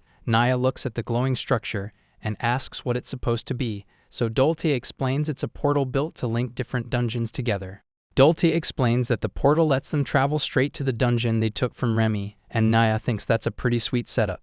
But Doltia asks if she didn't already explain this whole thing once before. Naya just looks away, trying to remember how things went down, pointing out that Doltia and Eliza were both so hyped up and using such crazy technical words that none of it actually made sense to her. Eliza just laughs it off and says she's sorry for geeking out so hard, leaving the others looking pretty drained from the info dump. Looking at the work ahead, Doltia says they're all going to be slammed for a while, and Wade just rolls with it. She adds that Wade is definitely going to have the roughest time out of everyone, considering he's the one in charge. Eliza uses a pointer to break down how the dungeon floors are all set up. After finishing the walkthrough, she asks him if he's actually caught on to how their dungeon is set up so far, noting that trying to manage 2 different dungeons at the same time is going to be a massive headache for him. She tells him he can just leave the heavy lifting to her though, suggesting they make it official and call the whole thing an alliance. Wade tells Eliza straight up that he doesn't trust her, and she acts all offended, claiming she's actually spending a lot of time reflecting on her behavior. She keeps pushing the idea, saying she'll help him out as much as possible and even run some checks on how his dungeon is doing, explaining that getting to trade ideas with a mage like Doltia is a huge win for her, so the deal isn't exactly one-sided. Her vibe shifts as she looks him right in the eye, admitting she's actually grown pretty interested in him, leaning in close to tell him she really wants to see how he handles himself when the dungeon war finally reaches its end. She starts laughing, saying that's the real reason she's sticking around, while Wade just stares at her wondering if this is what she calls being sorry. The truth is, the dungeon war is basically just a giant messy power struggle where the strongest people in the world fight over territory, and according to Doltia's research into some old records, the fighting has started getting way more intense lately. Wade is basically walking around with a target on his back since he's running 2 dungeons, so he's going to need all the help he can get, leaving him slumped over, wishing he could just hand the job off to someone else, and hoping his life isn't always going to be this chaotic. Eliza looks up with a smug grin and calls out to Wade to get his attention, asking him if he has any real plans to bring in more fighters, since he's definitely going to need the extra help later on. She brings up his golem and points out that it's pretty weak, especially since it couldn't even handle a basic goblin, explaining that he can't give specific orders from far away, and just relying on her and the golems isn't going to cut it anymore. She tells him that if he wants to win against an organized army, he needs a real leader who can command the front lines, leaning back and asking if there's actually anyone he knows who could handle a job like that. Wade goes quiet for a second. One person actually flashes through his mind as a perfect fit, but he immediately shakes his head and tells her to forget it because it's impossible, which just makes Eliza more curious, leaving Wade to explain that the woman is a royal knight now, and he can't exactly ask her to quit her career to live in a hole. Eliza looks completely shocked, realizing he's talking about an elite fighter who works directly under the king himself.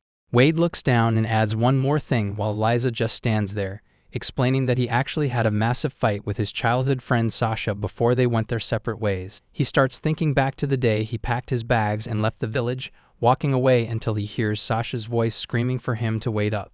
Wade stops and looks back at her. She's completely out of breath and looks pretty upset. She tells him she heard he's heading off to be an adventurer and insists she's coming along, but Wade just calls her an idiot, asking why anyone would ever walk away from a scout for the Royal Knights. He looks her in the eye and tells her that her talent finally got recognized, so she can't just waste a chance like this, reminding her that she's the one who always talked about becoming a high-ranking knight to support the village. Sasha stands her ground and tells Wade to wait for her right there until she makes it happen.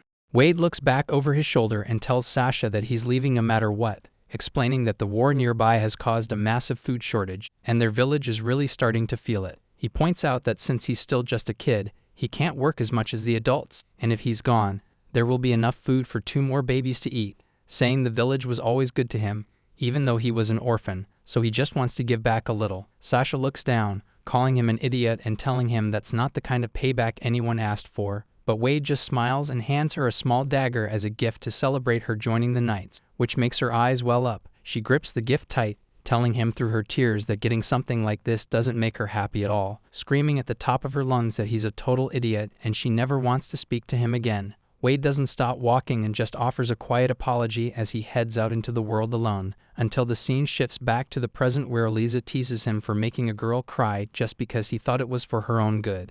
Eliza laughs and teases Wade about how his past sounds like a classic story of young love, but he just sits there looking pretty annoyed by the whole thing, saying it's been a long time since they split up, and he hasn't seen her since that day, though he did hear her name mentioned quite a bit when he was passing through the royal capital recently. It turns out Sasha really made it big as one of the top knights in the city, earning a reputation for being as honest and beautiful as she is skilled, which is why she's currently leading drills where a trainee knight charges at her with everything he's got, only for her to easily brush his sword aside, leaving the guy shocked at how quickly he was countered. Sasha stands there totally calm, looking like a real pro knight, reaching out a hand to the guy who just tried to hit her. She asks him if he can get up, and the trainee quickly replies as he takes her hand, clearly respecting her strength, while Sasha announces to the rest of the group that training is over for the day, and they should all go get some rest. The trainee knight yells out his thanks for the lesson as Sasha walks away, leaving her to head out into the busy streets of the royal capital, where the local citizens immediately start whispering the moment they see her, and the crowd can't help but talk about how cool and strong Lady Sasha is. Someone even mentions that the famous Saint Sophia has been keeping an eye on her lately, but Sasha's focus shifts to some local kids playing hero with sticks in the street. The sight makes her think back to when she was given a dagger to celebrate her big break, right before she told Wade she never wanted to see him again. She looks down at the blade, wishing she could apologize and wondering where he is, as the tall spires of the castle stand quiet in the background. Sasha walks down the long, quiet hallway of the palace before stopping at a set of large doors. She announces herself, letting the person inside know she's arrived, and from behind the door, a woman's voice warmly tells Sasha to come on in. The door opens to reveal Saint Sophia, who looks like she just finished her bath and is only wearing a thin nightgown, which completely catches Sasha off guard. She stares at Sophia with a bright red face, shouting her name in total shock. But Sophia just looks confused, asking why she's so worked up before telling her to just step inside. Sasha can barely keep it together, bowing and stammering as she follows into the massive bedroom where she takes a seat at a small table under a giant chandelier. Sophia sets a fresh cup of tea down in front of her, telling her to enjoy it. As they sit together, Sophia apologizes for calling Sasha over when she's probably got a lot on her plate, but Sasha quickly waves her hands, insisting that it's really no big deal and she isn't busy at all. Sophia gets a bit more serious then, looking Sasha in the eye and saying there's something she really needs to tell her. Sasha looks pretty surprised and asks Sophia what it is she needs to tell her, and Sophia just takes a calm sip of her tea before asking Sasha if she's ever heard of a place called the Dragon's Labyrinth. Sasha mentions she's heard some rumors about it, basically that it's hidden away in the frontier and nobody has ever actually cleared it. But Sophia gets a serious look in her eyes and drops the news that even the famous dragon slayer, Blood, tried his luck there and lost. Sasha totally loses it, shouting about how a hero like him could actually get beaten, while Sophia explains his pride took a massive hit, so now he's off training somewhere. Blood is out there right now, standing under a freezing waterfall to get stronger, and Sophia says they should just be happy he survived at all. She sets her teacup down and points out that if a dragon is too much for even Blood to handle, then that dungeon is on a whole different level, especially since dragons are obsessed with their territory, even if they don't really care about ruling over people or land. The real issue is that the stronger a dungeon master is, the more magic fills the place, and that just makes all the other monsters in there way more powerful and way more common. Sophia looks down with a pretty grim expression, wondering what would happen to the world if the monsters from that labyrinth ever started overflowing.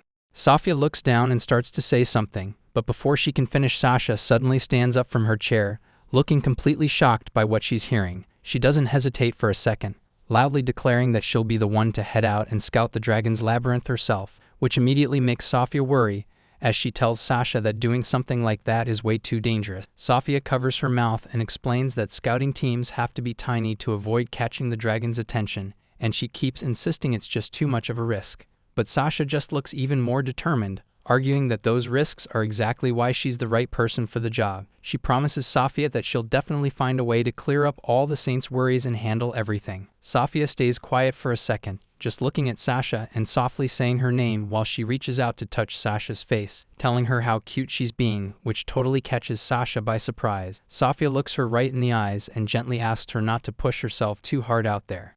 Safia leans in close to Sasha's ear, softly telling her that she needs to make sure she comes back home safe, and that's all it takes for Sasha to completely lose it, her face turning bright red as she starts screaming at the top of her lungs. She barely manages to stammer out that she's leaving right that second, slamming the doors open so hard the whole room shakes. Sasha sprints down the long hallway while still screaming, leaving a totally confused Knight behind who wonders what the heck just happened. The scene shifts away from the capital, moving deep into the woods where the trees are thick and the air is quiet. Sasha finally makes it to the entrance of a dark, rocky cave. Standing there and realizing she's found the dragon's labyrinth, she takes a breath and tells Safia to just wait for her, reaching down and gripping the hilt of her sword with a steady hand. With a look of total determination, she vows to clear up all of the Saints' worries, no matter what it takes. But back at the dungeon, Naya has called Dultea out to a meeting, explaining that there's a very specific reason she wanted to talk. Naya looks her straight in the eyes, coming right out and saying she has a favor to ask.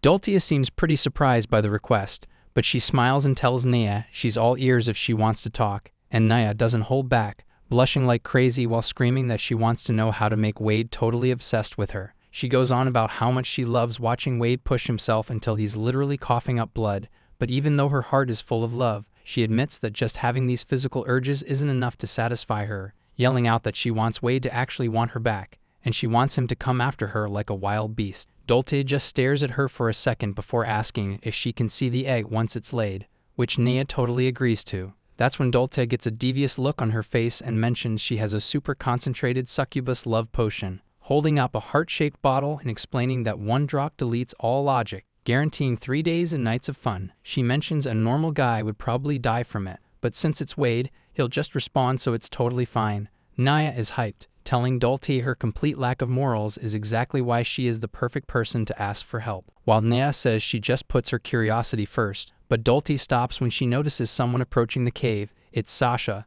looking pretty beat up and covered in blood, and Naya immediately gets suspicious and asks if this is some new adventurer. Dultea recognizes her and points out that she's actually a royal knight, wondering what a girl like her is doing out here all alone. She runs over to greet her, asking if Sasha remembers meeting her back in the royal capital, and Sasha realizes she's the owner of that magic supply shop, while Dultea smiles and says it's a pretty big coincidence they bumped into each other. Sasha looks over at Naya and asks if they're friends, but as she gets closer she feels a massive amount of magic power. She realizes that Naya is actually the dragon of the dungeon just hiding in a human form. Completely caught off guard, Sasha asks why someone like Dultea would even be hanging out with a creature like that. She starts worrying about monsters flooding out of the dungeon, but she's so exhausted, she just groans in pain while trying to keep it together. Dultea notices Sasha acting strange and asks her what the problem is, but Sasha is lost in a memory of telling someone to make sure they return home safe. She stays focused on her mission, thinking the dragon has to be stopped, and anyone helping it is just as guilty. Gripping her sword tight, she forces herself to keep moving because she knows she has to fight. She pushes through the pain for Lady Safia's sake, but she's at her limit. Just then Wade finally shows up after finishing his patrol, and Dultea tells him he did a good job while Wade completely freezes up. He stares at Naya and asks what the hell she's carrying, since Naya is just standing there with a beaten-up Sasha over her shoulder. She smiles and says she caught an intruder, bragging about how she wrecked her. Naya looks a little bored as she explains that Dultea told her not to kill the girl, so she actually had to hold back a bit. Dultea chimes in, saying it's weird to find a royal knight alone this deep in the dungeon. She wants to get some answers out of her. Wade stares at the girl in shock, realizing she's a royal knight. He can't believe it's really her as he rushes over to her side immediately, dropping down to check on her while he confirms that the unconscious girl is definitely Sasha. Dultea is surprised and asks if he actually knows her. Wade tells her Sasha is his childhood friend and demands to know what the hell happened. Dultea explains that the girl just attacked them out of nowhere and seemed like she was completely losing it, so she warns Wade to be careful because Sasha might try to fight again as soon as she's awake, even though her swords are already gone. Suddenly, Sasha's eyes snap open as she regains consciousness. Sasha sits up and says she's already awake, and Wade just tells her she's as tough as ever for bouncing back like that. He looks her in the eye and asks if she's really Sasha, and then he tells her that it's him, Wade, and asks if she even knows who he is. Sasha looks up with a dazed expression, barely whispering Wade's name as she starts to recognize him. Wade holds her close, making sure she's actually back with them. The tension is thick while he sees her moving and tells her to wait a second, trying to process that his old friend is finally awake. Dulce just stands back and watches the whole thing, making a casual comment about how complicated things are getting. Suddenly, a hand reaches out and grabs Sasha's head, moving so fast it's just a blur until Naya slams Sasha straight into the dirt, screaming at her for getting too close to Wade, leaving Wade totally horrified. Wade yells at Naya, asking what the hell she's doing, but Naya just yells back that Sasha is the enemy and doesn't belong here. Surprisingly, Sasha just stands right back up. She's got a nosebleed and a blank look, but she acts like she didn't just get wrecked. Wade rushes over to check if she's actually okay, and Sasha just casually tells him it's no big deal and moves on to wiping the blood off her face while asking Wade to be real with her. She needs to know if that dragon is actually threatening them.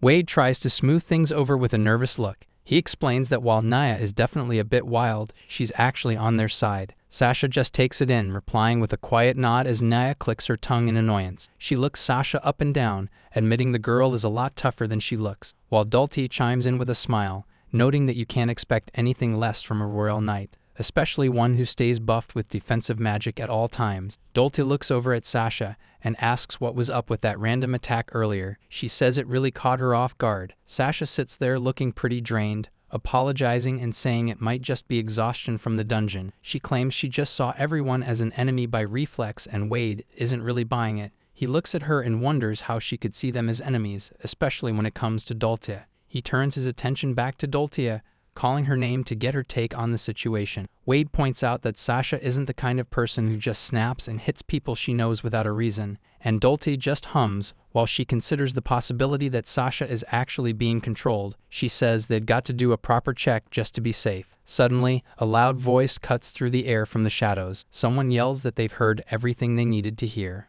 Remi's face pops up on the screen with a confident smirk. She brags that when it comes to breaking things down and analyzing them, she's the best in the business. She tells everyone to just leave it all to her. Then she and her assistant strike a ridiculous hero pose like they're in some kind of show. Wade looks completely caught off guard, shouting Remi's name while she ignores him. She just stares at Sasha, saying it's pretty interesting to finally meet the famous royal knight. Wade tells her to keep things professional and not do anything weird, but then he turns to the others and admits that while she's a handful, her skills are actually top tier. Remi explains that she's going to run a check on Sasha to see if there are any lingering magic traces, promising to keep the whole process totally peaceful. She tells Sasha to just repeat after her if she's ready to cooperate, starting things off with a simple line about not being an enemy. Sasha looks up, looking a little bit out of it as she follows along, repeating the words that she isn't an enemy. Remi keeps the ritual going with a serious look. She says the next part of the chant is about releasing whatever is hidden inside. As the magic starts to hum in the air, Sasha repeats the line, saying the words "I release," while the energy starts to swirl around her face. Remi finishes the spell by saying "I disclose." A glowing magic seal appears right in front of Sasha,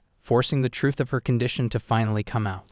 The spell hits and Sasha's armor just explodes right off her body. She lets out a huge yell, completely shocked by what just happened. Sasha is standing there in her base layers, face turning bright red from the embarrassment. Meanwhile, Remi just checks her out and asks if it was only the armor that reacted to the magic. Sasha completely loses it, screaming at the top of her lungs and demanding to know what Remi thinks she's doing to her, while Wade calls out from the side, trying to keep things grounded.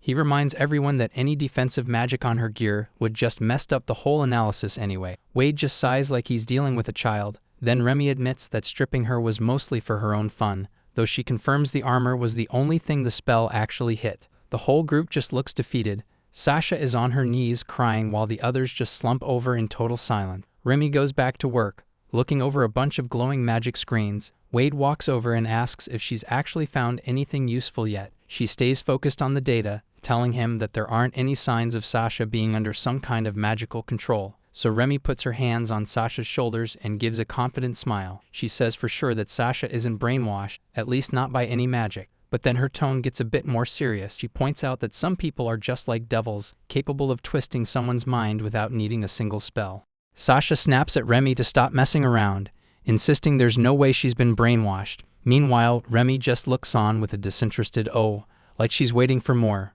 Remy gets this smug look on her face and asks Sasha if maybe she's actually got some idea of what she's talking about, basically baiting her into a reaction. Sasha is totally fuming now, calling Remy out and asking if she's just trying to insult her, while Wade stands right behind her looking like he's over the drama. Wade reaches out and tries to get Sasha to chill, telling her to just calm down. She's still clearly rattled by the whole conversation though. Sasha finally slumps over and mutters Wade's name, feeling pretty defeated. Wade just explains he's only bringing up possibilities, trying to keep things realistic. Remy looks over at Wade and confirms that the scan didn't turn up any magic issue. She asks if that answer is good enough for him for the time being. She admits it's fine for now, but then she drops a warning. She still thinks they need to keep a close eye on Sasha just in case. Sasha just stares off, staying silent while she processes the situation. Wade decides it's time to move on and offers to show Sasha around the place. He starts explaining how they actually work together with the goblins living there. Down in the fields, the Hobgoblin and Sun are getting the crew hyped up for a day of work, while Wade and Sasha head back into the cave to start the tour. Wade explains that they're even doing stuff like farm work around here. Sasha is pretty shocked to see how things are actually running. The tour gets interrupted when someone yells out Sasha's name from across the field. Both of them stop and turn toward the voice. It turns out to be the noble guy, looking totally exhausted and covered in dirt while holding a hoe. He's sweating and can't believe he's seeing Sasha there. Sasha is completely floored, calling him Count Seven Slight and asking why a noble is doing manual labor, while he just asks her why she's in a place like this. Sun pops up behind him and explains that these savages are just giving him some much-needed experience, basically making him work the fields to learn a lesson. Sasha remembers him as a pretty active lord who joined the dragon hunt. She's just surprised the guy is actually still alive, while Sun makes sure he doesn't slack off. Wade mentions that the Count only ended up in this mess because of him, thinking back to when the noble got wrecked in a previous encounter. Wade says he originally wanted to fix the guy's bad attitude, but it looks like he's actually enjoying the daily grind. Though the Count yells back that he's wrong, Sun keeps talking him up, saying the guy is a natural at farming and has all the right knowledge. Even the goblins have started to really respect him. Sasha feels a little bad for him, especially when Sun points out he has zero talent for being a noble. She just laughs it off, saying the world is just cold like that. Sun gets curious and asks Sasha what her actual connection is to Wade. Sasha keeps it simple and tells her they grew up together. Sun completely loses it, realizing she's got a major rival on her hands, while Naya hangs back looking annoyed, wondering who Sun thinks she's calling a rival. The noble guy starts yelling for Sasha to save him while people tell him to get back to work. It's a total mess, so Wade just suggests they get out of there. Walking away from the noise, Sasha mentions that this dungeon is a lot more lively than she expected, finding a quiet spot where the two of them sit down to talk. Wade asks if she's finally calmed down, and she says sorry for acting out earlier, feeling a bit awkward as Wade tries to remember the last time they were together. He asks her how many years it's actually been. Sasha doesn't even have to think about it, telling him it's been exactly 13.5 years since they last met, and she tells him he hasn't changed at all. Wade jokes that she's definitely looking older though. She just gives a little laugh, admitting that she spent every single day working her tail off just to catch up to where he was. But Wade points out that he was always way ahead of her from the very beginning. Sasha closes her eyes and tells him that's definitely not how it was. Sasha looks down, remembering the day Wade chose to leave on his journey. She admits it felt like he just left her behind. She calls out his name quietly. Wade just looks over, waiting to hear what she has to say. Looking him in the eye, Sasha finally apologizes for how she acted back then, the guilt of the past finally coming out as she admits he was only looking out for her. She feels terrible for ever saying they should stop being friends. Wade just tells her to drop it, saying they were both just kids. He doesn't think those old words matter anymore, and he even admits he was in the wrong too, saying he shouldn't have been so cold and pushed her away like that. Wade reaches out his hand with a small smile, asking her if it's really too late for them to make up, making Sasha freeze for a second, just staring at him in surprise. She can't believe he's actually offering to fix things, so she grabs his hand while he laughs, telling her there's no way it's too late for them to be cool again. The two of them sit together in the quiet ruins, finally on good terms. Everything feels right again as they move past the old drama. Nia peeks from behind a pillar looking totally annoyed at the scene. Sasha changes the subject, looking over at Wade with a softer expression. She asks him why he's even living in a place like this. Wade just rubs his neck, saying it's a pretty long story. He finally just comes out with it and says he ended up becoming the master of the dungeon, leaving Sasha completely stunned, barely able to whisper back that he's actually the one in charge of the whole place. Wade admits it's been a huge headache, and he's actually trying to find a way to quit, so he asks her why she's here, and she explains she's on a mission for someone to check things out. She tells him this dungeon is a major threat to the kingdom, and she's determined to stop anything bad from happening. Sasha grips her head like she's stressed out, saying she really doesn't want to let that person down, because more than anything, she's terrified of being hated by the person who sent her on this mission. Wade sees Sasha losing it and shouts her name, asking what's going on with her, but she just stares through her fingers with this look of total terror in her eyes. Suddenly, Sasha lunges forward and attacks Wade. Blood sprays everywhere as she hits him. Wade's vision starts to go blurry, and he can barely get a word out before Sasha doubles over, looking like she's fighting something inside herself while she collapses onto the floor, and Dulty stands back telling everyone not to move. Naya sees everything go down from the shadows and yells out Wade's name. Wade finally wakes up and panics, asking where Sasha went and how long he was out. Dulty just tells him it's been about 2 minutes. She tells him he was way too careless and didn't have his magic up, so healing up is gonna take some time. Wade just sighs and says he'll be more careful. Dulty points out where the night girl is, but then some guy yells at them to stay back. Sasha completely loses it. She starts cowering away from everyone, screaming that she hates them and that they're instinctively terrifying to be around, which suddenly shifts the second she looks over at Wade. Her whole face lights up, and she asks him if he's finally awake. Wade just stands there totally confused while she leans right into him. He can't even find the words to react to how weird she's acting, so she looks up at him and asks if he's the same Wade she knows, then wonders if he's the one who actually got hit by some weird magic. Sasha gives him this huge, blushing smile and tells him not to worry about a thing. She promises she'll take down any bad guys that get in their way, but Wade is just staring at her in shock, trying to figure out what could have possibly happened to make her snap like this. It turns out someone put a memory sealing collar on her. The plan was to keep her safe and stable for a little while, but Wade isn't buying it and looks over at Dultia, telling her she seriously needs to explain what's going on with Sasha right now. Dultia fixes her glasses and explains that Sasha wasn't actually being controlled by any kind of magic. It was something way different and more personal, meaning someone used brainwashing through specific words and behavior to trap her heart. Dultia admits she has no idea who's behind it, but whoever they are, they're definitely scary.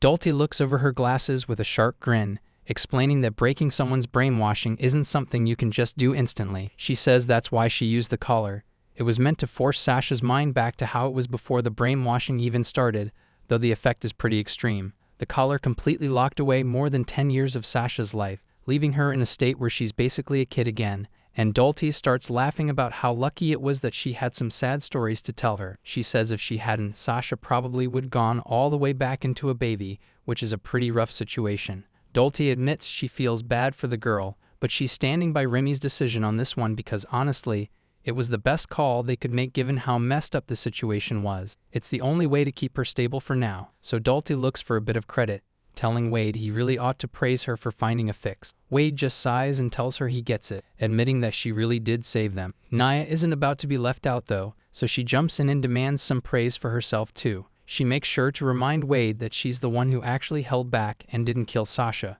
leading Wade to look over at her and say thanks. He tells her she did a good job showing some restraint for once, but as they watch Sasha dancing around happily in the distance, Dulty drops the mood a bit. She explains that this collar is just a temporary band-aid, and the only way to actually break the brainwashing for good is if Sasha's own spirit is strong enough to beat it. Wade just stares off into the distance, taking everything in as he quietly says he understands. The pumpkin monster spins Sasha around while she laughs in the flowers, so Wade looks serious and says whoever sent Sasha here is likely the brainwasher, and he wonders why a royal knight would even come to a remote dungeon alone. Wade says he can't believe it's a coincidence, and Dulty says she agrees, so she explains that brainwashing without magic requires constant contact at the capital, meaning the list of suspects is actually really short, which makes Wade realize that the person they're after is inside the royal castle. Sun points out that she sees the knights in town all the time. Dulty says they even visit her shop while on patrol, so Naya says this is a pain and suggests they just go find them. Wade and the girls gather near the dungeon structure to figure out their next move, while Remy hugs Eliza and says she's glad to see her being so proactive, proving that her lessons about info being treasure worked, though Eliza's just thinking she made a huge mistake. Dulty agrees with the plan, saying once they identify the enemy, they can finally come up with a real strategy. Wade thinks it's a good idea, but points out he's stuck in the dungeon and can't leave, so Sun excitedly tells him it's their time to step up. She says she'll head over to the Adventurers Guild to start asking around, since that's usually where all the news about dragon slayers and dungeon business ends up first. Dolty mentions her shop does business with the royal castle, so she can probably sneak inside by claiming she's there for a delivery. Remy keeps clinging to Eliza while bragging that she's an expert at scouting and can hold her own in a fight, which Eliza just goes along with. Out of nowhere, a loud voice interrupts the group and shouts that he's going with them, making the noble guy show up with a thumbs up, claiming he heard everything and that having a count like him on the team is worth 100 men. Sun and Eliza just stand there looking completely confused. Neither of them has any clue who this guy is or where he came from. Wade asks the noble if he's actually serious about this, though he realizes having a guy with high society connections would make meeting the right people a lot easier. The noble gives a big thumbs up and shouts that while he lost hope when his knight failed him, it looks like heaven hasn't ditched him yet, but on the inside he's actually plotting to find a chance to run away so he can throw every last one of them in jail. The group says they're heading out, and Wade tells them he's counting on them to handle things, so he stands by the cave entrance and watches as Sun and the others disappear into the forest. Wade starts worrying since the enemy is a brainwasher, but he decides to trust his friends and just hopes they all make it back safe. Suddenly, Naya yells out his name and tackles him from behind, nearly knocking him over. He asks her what's going on while she just clings to his arm with a huge smile on her face, telling him they should go explore the dungeon together since the whole place is so massive. Naya laughs and tells Wade to go on ahead, and he just sighs, thinking it looks like he'll be stuck babysitting for a while. As they walk, Sasha mentions she heard from the girl in the pointy hat that Wade's living in the dungeon now, which he says is pretty much the case. Sasha looks him in the eye and asks why he won't just come back, suggesting they should return to the village together. Wade thinks about the idea of going home and realizes that while he wanted to get out of the cave, he never really thought about having a place to go back to. He tells her he'll do his best to make sure she gets back safely, which leaves Sasha looking a little confused, since he didn't really answer her. Wade remembers growing up in that village, and even though they took care of him, he never felt like he actually belonged there. He always saw himself as an outsider who was just being tolerated, and that's exactly why it was so easy for him to just pack up and leave. But then he thinks about the first time he finally felt like he had a real home, a place for everyone who didn't fit in anywhere else. He thinks back to Sylvia cheering about having the best results in a fight, standing tall with a big smile, while the rest of the group sat around the campfire, telling her to watch her manners as they all hung out together like a real family.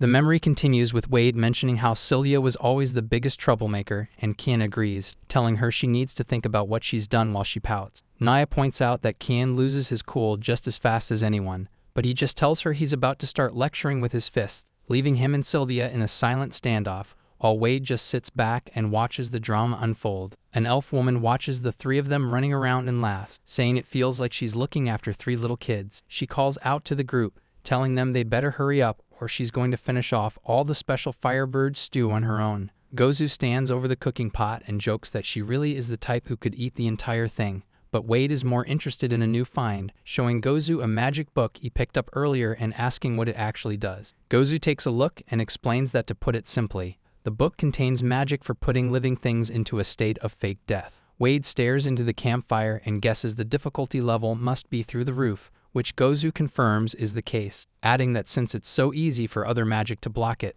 the spell is basically useless in a real fight. Gozu keeps looking over the book and mentions that while a doctor might find some use for a spell like this, it's not great for them. He sighs, finishing his thought by saying the magic in the book just doesn't really line up with what they're trying to do. The conversation shifts to their journey, with the group agreeing that deep dungeons are too risky because of the ancient magic, so sticking to the outskirts is the better plan. Sylvia gets all fired up and says she's ready for whatever adventure comes their way, claiming she'll clear a path through anything. The elf woman laughs and says she's counting on that energy, while Wade just wishes she would be a little more careful for once. Sylvia just complains about all the lecturing and jokes that it feels like she has way too many moms watching over her. Wade suddenly snaps out of the flashback when he hears Sasha calling his name from right beside him. He tells her he was just stuck in his head for a second, but Sasha looks worried and points out that his pouch is actually glowing. Wade looks down, totally confused why she's talking about his gear, but then he sees the light coming from his belt. The small bell-shaped item he's been carrying starts flashing with a bright, intense light.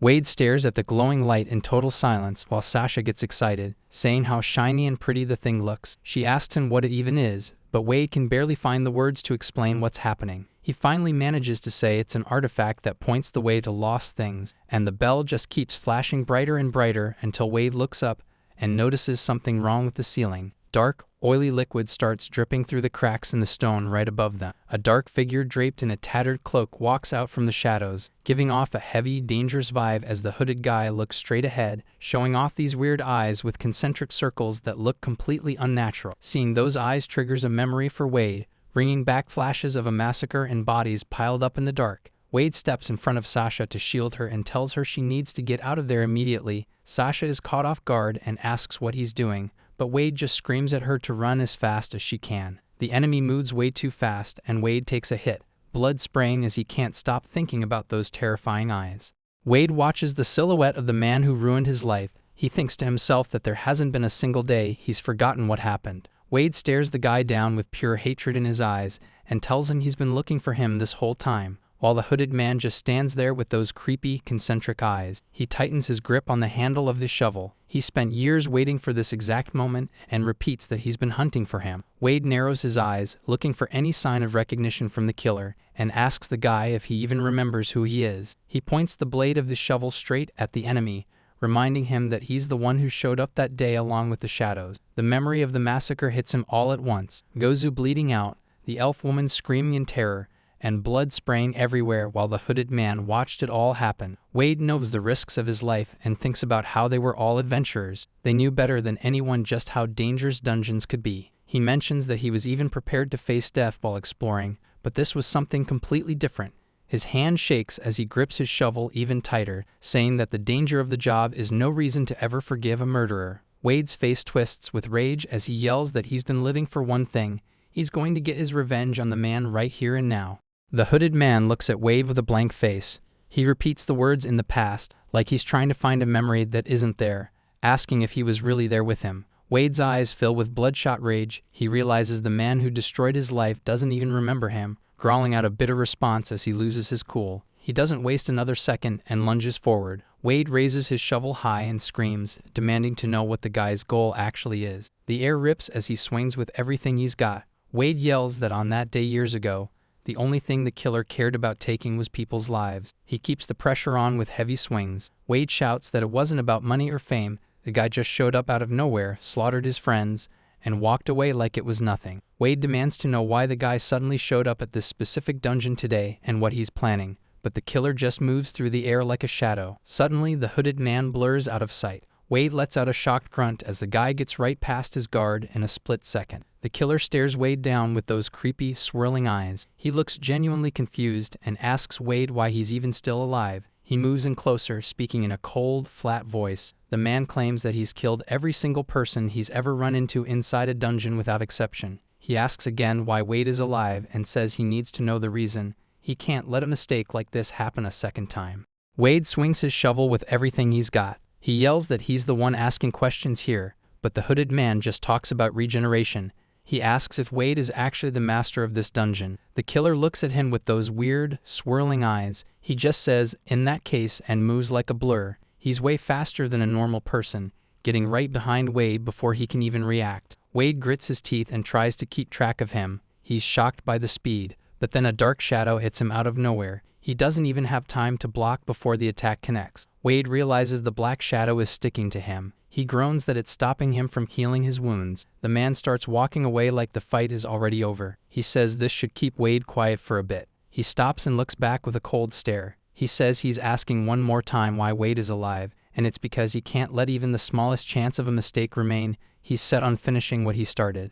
Wade yells out that in his final moments back then, something happened that the killer didn't see coming. He remembers the shock of seeing one of his own teammates suddenly turn their magic on him. Gozu had explained it was a rare ancient spell they found deep in the dungeon, and it worked by putting someone into a state of fake death. They bet everything on that small chance to trick the killer's eyes. Wade says by the time the spell wore off, the guy was already walking away from the bodies, and the killer just looks at him. He realizes it was a rare spell that only worked because of those specific details. He says he's glad to hear that since it means it won't happen again, he's totally calm about it. So Wade slams his shovel into the ground with everything he's got. The impact shakes the whole area. He gets right back in the guy's face and tells him he still hasn't answered the question yet. The killer looks back at him and asks if he really wants to know why he killed all those people. The hooded guy just stares with that weird eye and says he did it because it was necessary, claiming it's all just to save the world. Dark energy starts swirling everywhere, and Wade is stuck right in the middle of it, barely holding on. Before Wade can even move, the guy lunges forward with a hit so fast it's like a flash of light. Wade coughs up blood from the impact and realizes this guy has actually gotten way faster since they last fought. The killer doesn't give him a second to breathe, jumping and dashing around like a shadow while Wade tries to stay down. He catches Wade with a brutal kick to the side of the head that almost knocks him out cold. Wade looks completely out of it, and the guy stands over him with his sword up, telling him he should go ahead and hate him as much as he wants. Then the guy turns his focus towards Sun, who's cowering on the ground and shaking from how scary things have gotten. Sun can't take it anymore and screams out as loud as she can, begging him to please not kill Wade. Just as he's about to finish things, a massive explosion of energy erupts right in the middle of the field. A woman's heel clicks on the stone as she walks in, telling Wade he's being way too formal by not asking for help. It's Nia, looking totally unimpressed that Wade tried to handle a fight this big without calling her. Wade looks up from the ground, blood all over his face, and can't believe Nia and Sasha actually showed up.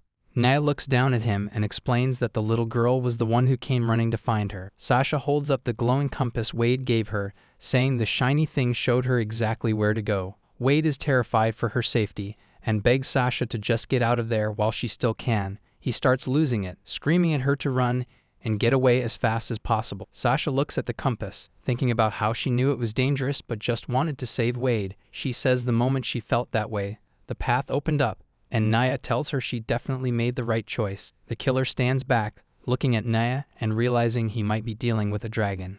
Nia looks him dead in the eye, calling him a straight-up intruder. She starts charging up power in her hand, and asks the guy if he's even ready to die. Everything explodes in a mess of black fire and smoke, but the killer is still standing. He's feeling the heat, thinking about how dragon fire is no joke and his body is basically trash, so he decides it's time to just ditch this physical form entirely. The ground starts turning into a pit of shadows while he tells them all to just rot. A massive darkness spreads across the crater, leaving Nia and the others trapped at the bottom. Wade sees how bad it's getting and screams at the girls to run for it while they can. Suddenly, someone activates an ability called Texture Convert, and a blinding white light washes over the entire battlefield.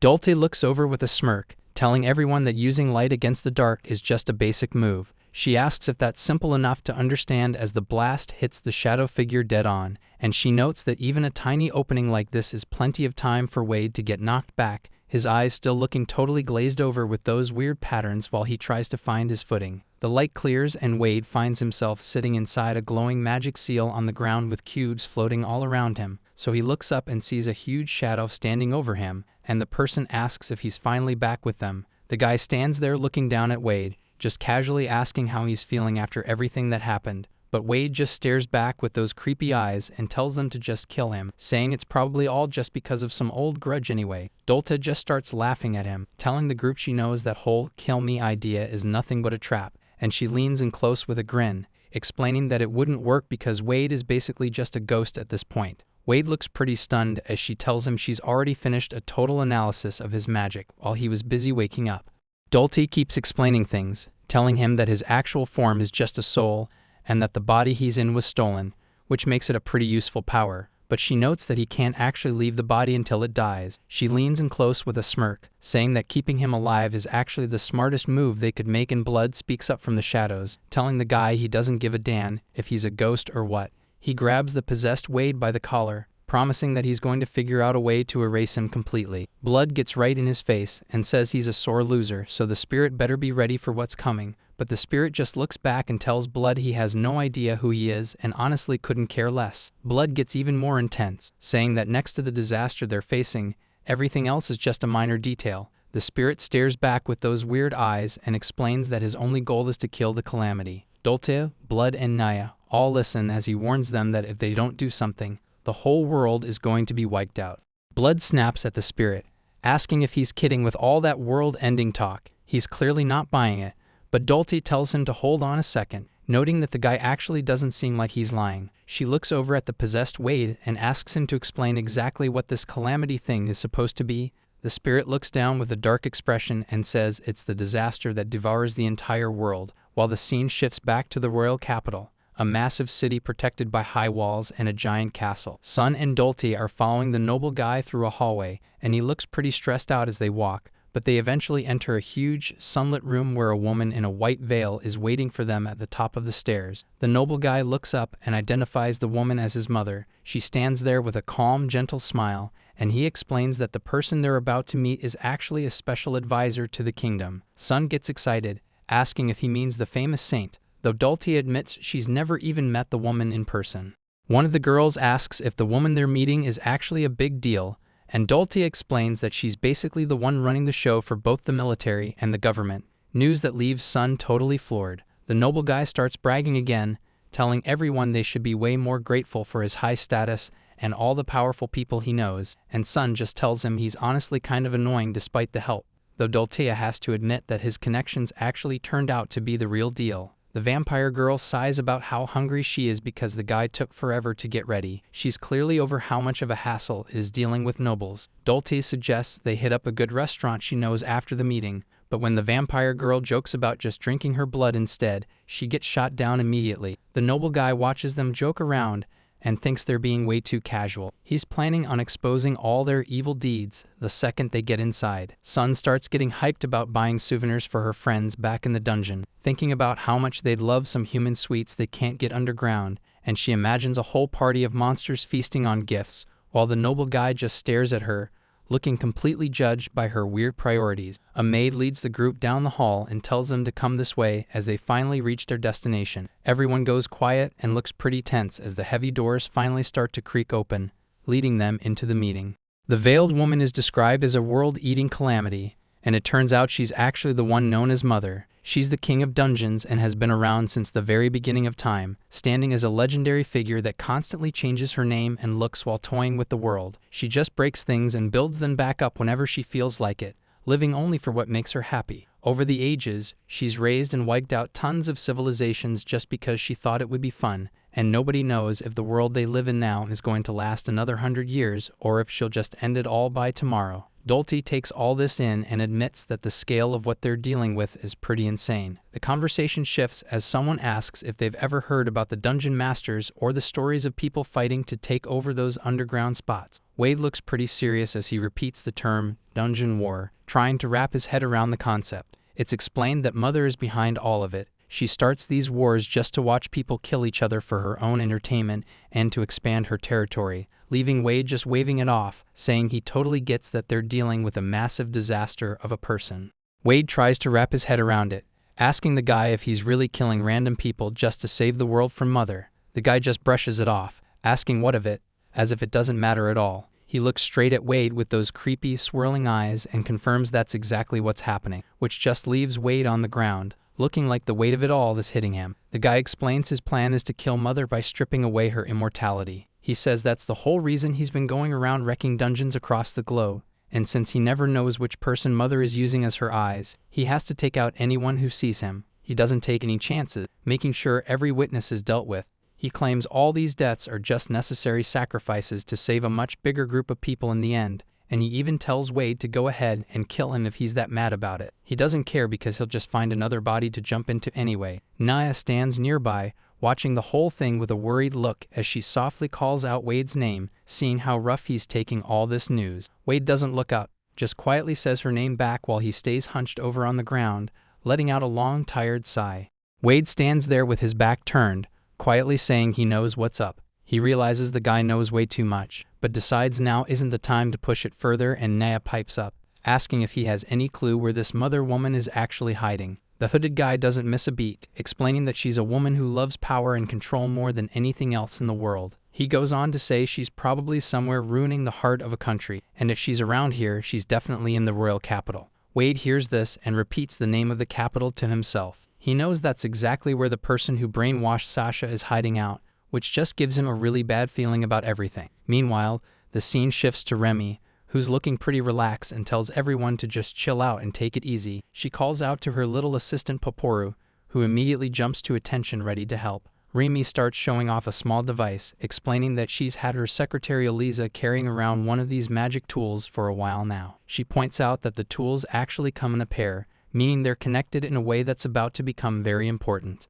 Eliza shows off a crystal and explains that these things are synced up, so if one breaks, the other one goes too. She says it's basically a signal. If anything happens, They'll know immediately because the crystal in her hand just snaps and shatters into a bunch of tiny pieces right in front of them. Wade and the others watch as Eliza points out that's exactly how it works. While she's explaining the tech, Nia starts getting ready to shift her form since a massive dragon foot slams into the dirt with a heavy thud, shaking the whole area as she transforms. Nia looks completely locked in and tells them she's heading out. She asks Wade which way she needs to go to find this royal capital place, and Wade points off into the distance, telling her to head south-southeast. He says she can't miss it since it's a huge city with a giant castle right in the middle, so Nia says she's got it. She figures once she gets close enough, she can just track the mana coming from those 4 people to find the exact spot. Wade looks her in the eye, sounding a little worried as he asks if he can really count on her to take care of things. Nia just gives him a smirk and says he shouldn't even ask. She promises him she's going to fly way faster than sound to get there, and then she blasts off like a rocket, leaving a massive trail of dust behind. Wade watches her go and yells at the top of his lungs for her to be back in time for dinner. Wade stands there staring at the massive tunnel left behind by Nia's blast. She's gone just like that, and Sun says she really took off. While Dulcia picks herself up from the ground, she thinks Nia's so strong that no enemy is going to be a problem, so Wade just looks up at the sky. All he cares about is her making it back in one piece. Rewinding a bit to the royal capital, the giant castle stands over the city right before all the chaos started, and inside the throne room, someone addresses Lady Safia. They tell her they're super grateful she's giving them some of her time, but Safia just sits there on her throne. She tells the count to drop the act and skip the formal stuff. She looks right at him and says she heard the news about how he went into the dragon's labyrinth with Blood the Dragon Slayer, and she gives him a little smile. She tells him she's honestly just happy he managed to survive the whole ordeal. The noble guy gets all flustered and starts talking about the people he brought along. Safia notices them and asks who they are, since it's her first time seeing them. Sasha stands off to the side, watching the whole thing play out. She can tell right away that Safia isn't actually listening to a word the count says. Safia narrows her eyes. She asks why they even bothered asking for a meeting if they're going to be vague. Dulcie wonders if their interests are actually the same, then tells the group she'll just explain things from her side, starting with the fact that they just came back from the dragon's labyrinth. She explains they only got this meeting because they saved the count in the dungeon. Otherwise, they'd never have a reason to talk to someone like Safia. Sasha is losing it internally. She can't believe Dulcie is being so casual with Safia's name, while the count just sweats and panics in the background. Safia asks why they brought this to her. Dulcie explains it's because a lone royal knight showed up at the dungeon out of nowhere. Dulcie looks serious. She tells her the knight was completely brainwashed and even attacked her, even though they've known each other for years. Then she drops the real news. Her analysis shows the brainwashing didn't happen in the dungeon, but right here in the capital. Safia is visibly shaken. She can't believe what she's hearing as she realizes those elite knights are under her direct command. It's crazy to her that her own top people were taken out like that. Safia looks down and realizes how serious the situation has become, so she tells the group she's going to start her own investigation into the matter. Sasha thanks her for the help. She's just glad they managed to get such an important person to cooperate with them. But then a massive stomach growl rips through the quiet room, catching everyone off guard and making things awkward. Sasha holds her stomach and looks pretty embarrassed. She apologizes to everyone and just admits she's starving. Noble Guy starts yelling at her for the outburst while Sun just wonders if everyone else was as surprised as she was. Meanwhile, Dulcie says she's finally hit her limit, and Sun mentions she's been picking up a really nice smell coming from the stairs this whole time. Safia looks over and realizes the others don't get it. She explains that what they're smelling is actually magic power that's been aging for tens of thousands of years. Dulcia is completely speechless while Sun freaks out. She asks what she means by that long and who that person even is. Up on the stairs, a mysterious silhouette watches them. The person wonders out loud what they should even do about that. As the group starts to head out, the figure just watches them go, agreeing that things are definitely getting interesting.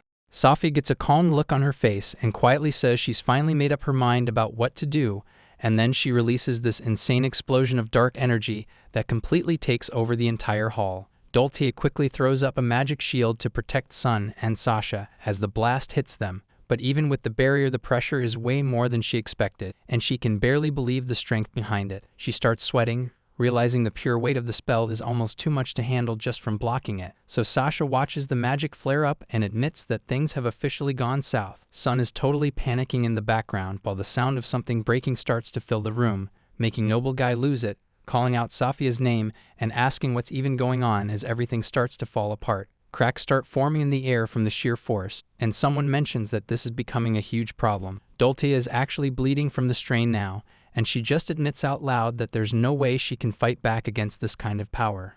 Noble Guy starts losing his mind and yells about what's going to happen to him, but Sasha just tells him they're all stuck in this together now. As the room starts cracking apart from the pressure, Sophia just laughs and gives a half-hearted apology, and then she tells Wade that she's leaving the rest of the mess to him. Sasha looks on from the shadows as everything starts going black, and Sophia admits she originally thought the dragon labyrinth was going to be a total pain to deal with, but with a creepy look in her eyes, she says that things are actually starting to get pretty interesting. A massive force suddenly slams into the white dragon, catching it off guard. The entire area gets caught in a huge explosion, sending debris everywhere, while someone watching from a distance notices that the magic coming from 4 of the fighters has completely disappeared. Naya looks out through the smoke in her dragon form and asks if they actually managed to kill them, so Sophia just looks back with a blank expression and says she isn't really sure how it went.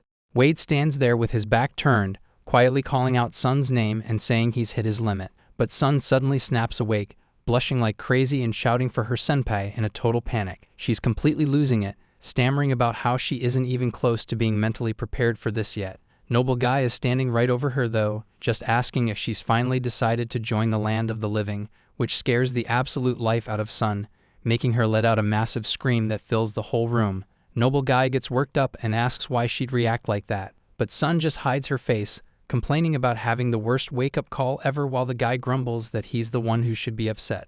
Dultie steps into view with a smile, wishing Sun a good morning and asking if she managed to get some decent rest. Sun is still a bit out of it. She looks at Dultia and asks where they even are right now, taking in the massive shelves stretching into the distance. Sun asks if they're in some kind of library, but Dultie tells her it's way more than just a place for books, and right there in the middle of everything, a tiny white rabbit just sits and stares.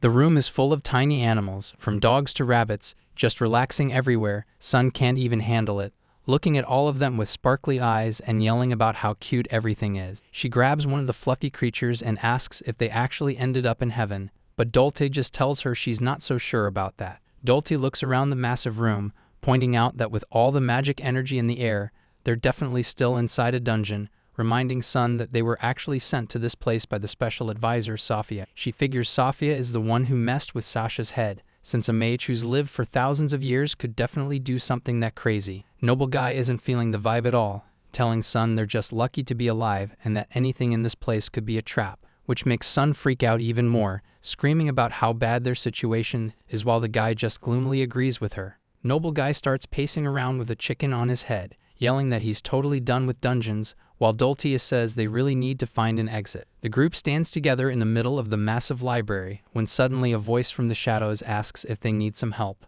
The black cat sitting in the middle of the room finally speaks up, casually asking the group if they need a hand, which sends Sun into a total panic, screaming at the top of her lungs about the fact that a cat just talked to them. The cat just winks at her and introduces himself as Lawrence, explaining that he actually used to be a human, letting them know that he was locked up in this place by Sophia, meaning he's in the exact same situation they are. He holds up a paw and suggests that it might be a good idea for all of them to work together to get out. The group looks up at the massive spiral staircases filling the library, as Lawrence explains that they're currently inside the labyrinth of reminiscence, one of the many dungeons that Sophia owns. He warns them that while there aren't any traps designed to kill them, staying here for too long is still dangerous because the dungeon eventually wipes your memories and turns you into an animal, though Noble Guy doesn't really believe it. Lawrence just tells them to take a look at themselves, and they realize they're already starting to grow animal ears and features.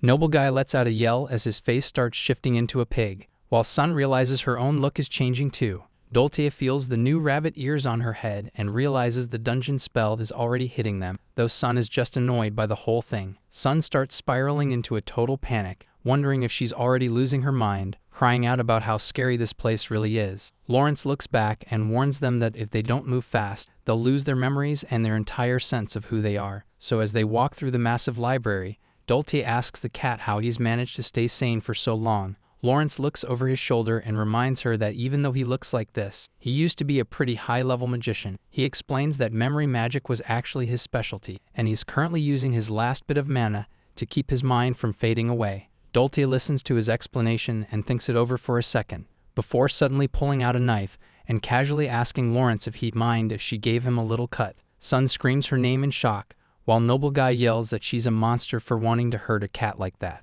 Dulce looks serious as she holds the knife, telling Lawrence that just one drop of blood will do. She explains she just needs some kind of proof that he isn't actually an enemy, and Lawrence quickly catches on to her logic. He realizes that if he really were the master of this dungeon, any wound she gave him would just heal up instantly. The two of them stand there in silence for a long heartbeat, just staring each other down in the middle of the library hall while Lawrence finally gives in. He tells her he doesn't mind the test and casually holds his paw out toward the sharp edge of the blade. As the knife cuts in, Lawrence mentions it's only natural for her to be suspicious of him. A single drop of blood hits the floor, and Lawrence looks down at his paw, pointing out that the cut isn't closing up at all. It's clear proof to the whole group that he really isn't the one running this labyrinth. Noble Guy starts yelling that he told them so, demanding she heal the cat right away since he's clearly innocent. Dulce just laughs a little and says she's sorry for the scare, then reaches out her hand. She tells Lawrence she's going to fix him up immediately and asks him to give her his paw so she can work. But as soon as she touches him,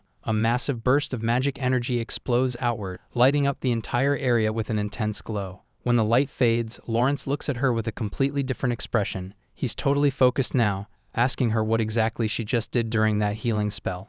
Dulce gets this creepy look in her eyes as she explains that she just hit Lawrence with the honest man's curse, telling him it's a spell that forces the truth out of people. She used his blood as a way to trigger it, admitting that getting him to talk was her plan all along. She looks him dead in the eye, saying that just because he isn't the big boss of the dungeon, it doesn't mean she has any reason to trust him.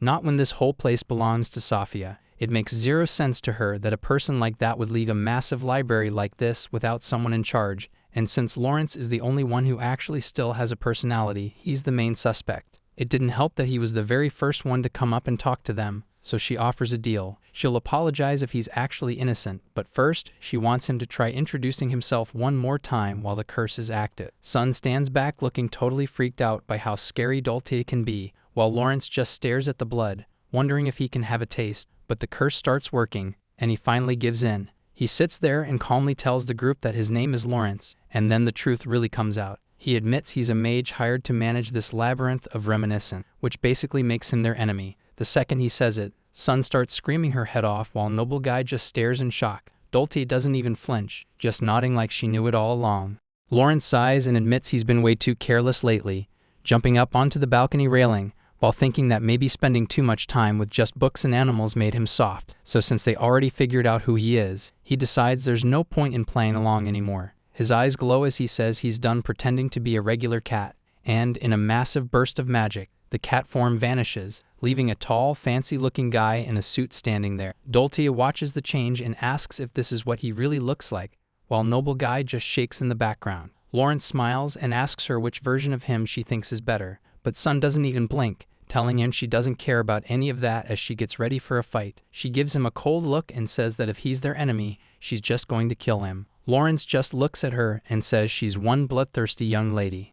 Lawrence starts to move, jumping down from the balcony while saying it's kind of funny for him to be the one giving advice, but he lands perfectly on the floor right in front of Sun. He looks at her and says she really needs to start being more careful. He gives her this sharp look and tells her to just watch what's about to happen. Eliza looks up, completely caught off guard as something massive starts falling from right above her. A huge pile of books comes crashing down, buried under the weight. She lets out a loud scream as she gets flattened. Sun and Noble Guy go running over to help, with Sun panicking and asking if she's okay since the books hit her straight in the face. Eliza just sits there looking totally dazed. She's got a blank stare while trying to remember what she was even doing a second ago. Noble Guy is sweating bullets. Sun yells that things are just getting worse while Eliza looks like she's completely lost her mind. She just sits on the floor with a question mark over her head. Lawrence stands there as a shadow, realizing that things have definitely taken a turn, so he stands over them, asking the group if they finally realized what's going on.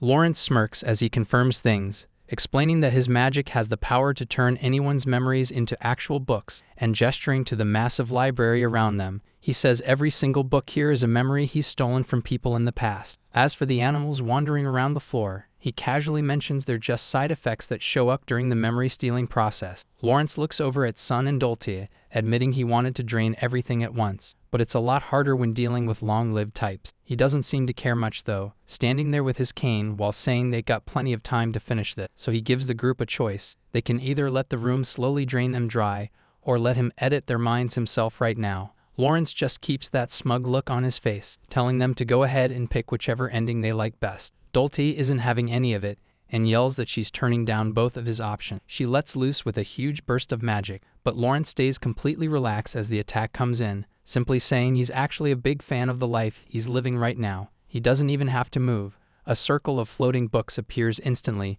blocking her magic like it was absolutely nothing.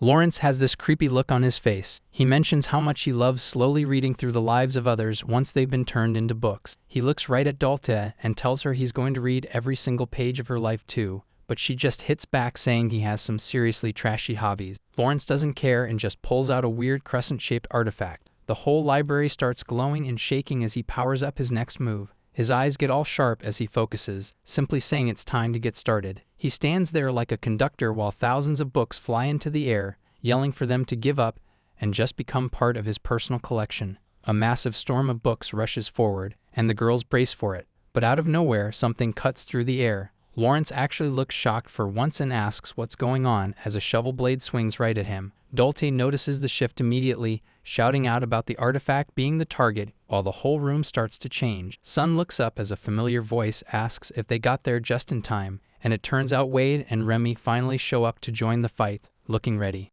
Sun looks up, and her face completely lights up. She yells out Wade's name, relieved he's finally here. Wade comes crashing down from above with his shovel ready, apologizing for being late to the party. He hits the floor in a crouch ready for a fight. While Lawrence watches from the shadows and notes they've got a brand new guest, Wade just glares at the guy, but Lawrence doesn't look bothered at all. He just smiles and asks what kind of life story Wade is going to let him read. Not interested in talking, Wade lets out a huge roar and charges forward with everything he's got, leaving Lawrence to just watch him closely. He realizes Wade is using some crazy physical reinforcement for that kind of power, but he casually mentions that fighting him head-on is a pretty bad move. Suddenly, a bunch of books fly up and catch Wade off guard, making the villain lean in close. He tells Wade to just hurry up and turn into a book already, slamming one right into his face. But Sun jumps in with a flying kick to stop him, yelling that she isn't going to let that happen. Lawrence gets pushed back while Sun checks to see if her senpai is okay, and Wade admits she really saved him just in time.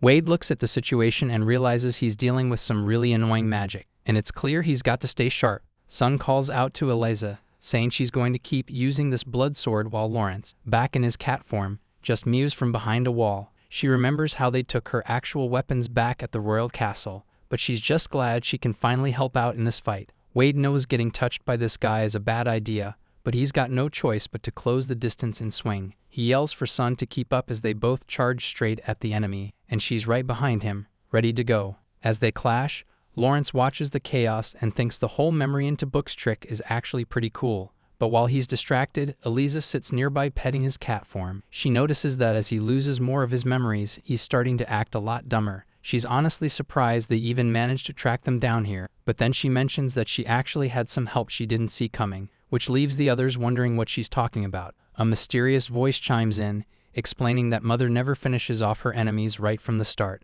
Eliza explains that she'll probably trap them in the labyrinth of reminiscence to gather some info, and the way she says it makes it sound like it's a done deal. Dulce asks if Wade even knows where that labyrinth is, and he says he's already got the location totally pinned down. Eliza mentions the magic there is a real pain for her, and, even though it hasn't been destroyed yet, she's still on edge. Wade says that makes things easy and tells everyone they're heading straight for that labyrinth. He looks over and asks if it's possible to pull off with her technique, and he's clearly counting on her. Dulce explains that as long as she has the coordinates, she can warp them anywhere, and adds that she can take him directly from one labyrinth to the next. Wade says Nia will take care of the enemies back at the royal capital, which means they can focus all their energy on rescuing their friends who are trapped inside the labyrinth right now. Dulce says she's totally down for the plan since she's actually pretty curious about that troublesome magic Eliza mentioned. Eliza stares off and wonders what kind of place this labyrinth of reminiscence actually is, and just like that, the group gets ready to move. Dulce mentions that the whole backstory is a little complicated, so she suggests they save the long talk for once they actually get out, and she looks pretty casual sitting on a block while asking Wade if he's actually got a plan to handle the mess they're in. She gives a little smirk and tells him that the magic she's been running for the last few minutes is going exactly how she wanted, so she compliments him on being sharp enough to notice what she was up to. Just as she finishes the analysis on the area, a massive magic circle lights up the floor right under her feet, and she yells out to Wade and Sun, letting them know she just threw up a barrier to cancel out all the magic nearby. Lawrence feels the shift in the air and realizes the barrier is shutting down the room's spells, meaning the memory extraction won't work anymore. Wade tells her that's a huge help while Sun looks totally impressed, yelling that it's just what she expected from her teacher, but Lawrence just lets out a tired sigh, complaining about how they have absolutely no style. He locks his eyes on them with a serious look, saying the first thing he needs to do is wreck that barrier.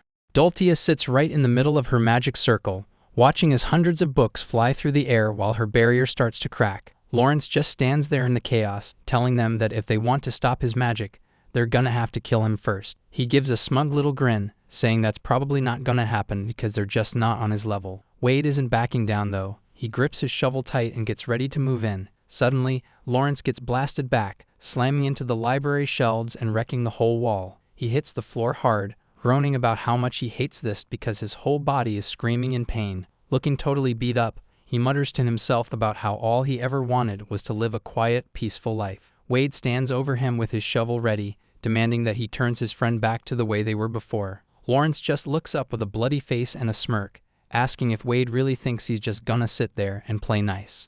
Wade struggles as the books swarm around him, grunting as the pressure builds, and Lawrence looks down with blood running down his face, muttering about how Wade trying to be smart with a cancellation barrier forced him to finally use his trump card. Standing among the ruins of the library, he reaches out toward Wade, saying he's going to take everyone down one by one, starting right here. Lawrence stares through the shadows with a cold look, promising to make sure this hit lands deep, and declares he's going to completely wreck Wade's memories. As Wade falls through the dark, his vision gets all blurry, and he hears someone calling his name from far away, until he sees Sylvia reaching out to him. His old party is right there by the campfire, and she asks if he's doing okay. Wade can't believe his eyes as he whispers her name, just staring at her while Sylvia starts laughing at the weird look on his face, asking him if he just had a bad dream.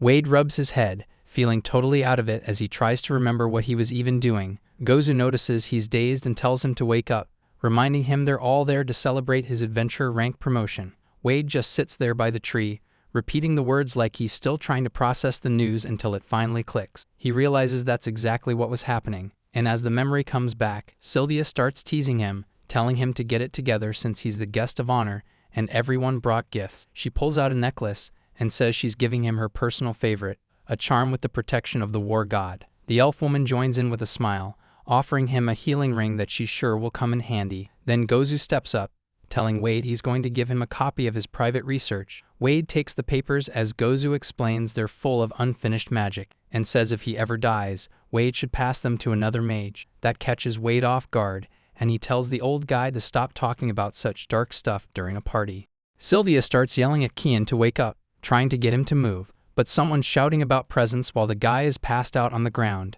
Kian is a total mess, snoring away as a giant wolf with an empty bottle nearby, and Sylvia completely loses her cool, asking what kind of priest gets himself this wasted. The elf woman just laughs it off, saying he's a huge lightweight despite loving to drink, while Gozu grumbles about him overdoing it just because of the party. Wade steps in and tells them to just let him sleep. He's probably just exhausted. Sylvia admits he's got a point, since turning into a wolf every time the full moon comes out has to be a lot to deal with. Gozu decides to take matters into his own hands and says he'll brew something to help the guy sober up, but when Sylvia offers to help, Gozu immediately shuts her down. He knows if he lets her touch anything, she'll just turn the whole meal into charcoal. Sylvia starts whining about why she can't help when he's always teaching Wade stuff, but Gozu just says some people aren't built for certain tasks. Wade doesn't say a word, just sitting there, looking pretty depressed until the elf woman asks him what's on his mind. He just stares into the fire and mutters the name Mabris.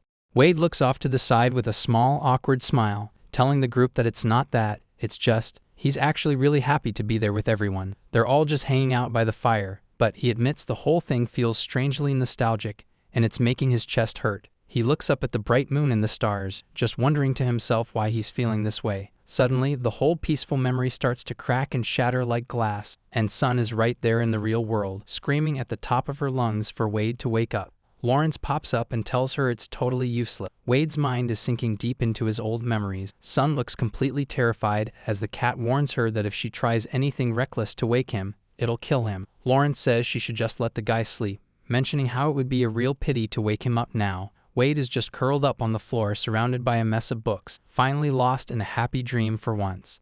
The moon is hanging high over the campsite. It's a quiet night in the woods as the group relaxes by the fire until Sylvia hears something behind her and turns around, asking what that noise was as she catches sight of a black cat running straight for them. She points out that it's just a cat. Watching as Lawrence jogs up with a small bag in his mouth, she can't help herself and picks him up right away, telling him how cute he is while the cat just hangs there and meows. Wade watches the whole thing from the side, just wondering to himself why a random cat would show up in the middle of nowhere. Sylvia notices the cat has a collar on, so she asks him where he even came from, but then everything goes crazy. Lawrence starts to speak and Sylvia looks totally shocked as a bunch of books and papers suddenly start flying all around her. The cat hops back down to the ground, just as a massive pile of books falls from the sky and hits the dirt with a heavy thud. Wade loses it and yells for Sylvia, panicking as he watches his friend get buried under all that junk. Gozu looks over and gets heated, yelling about what the cat is trying to pull.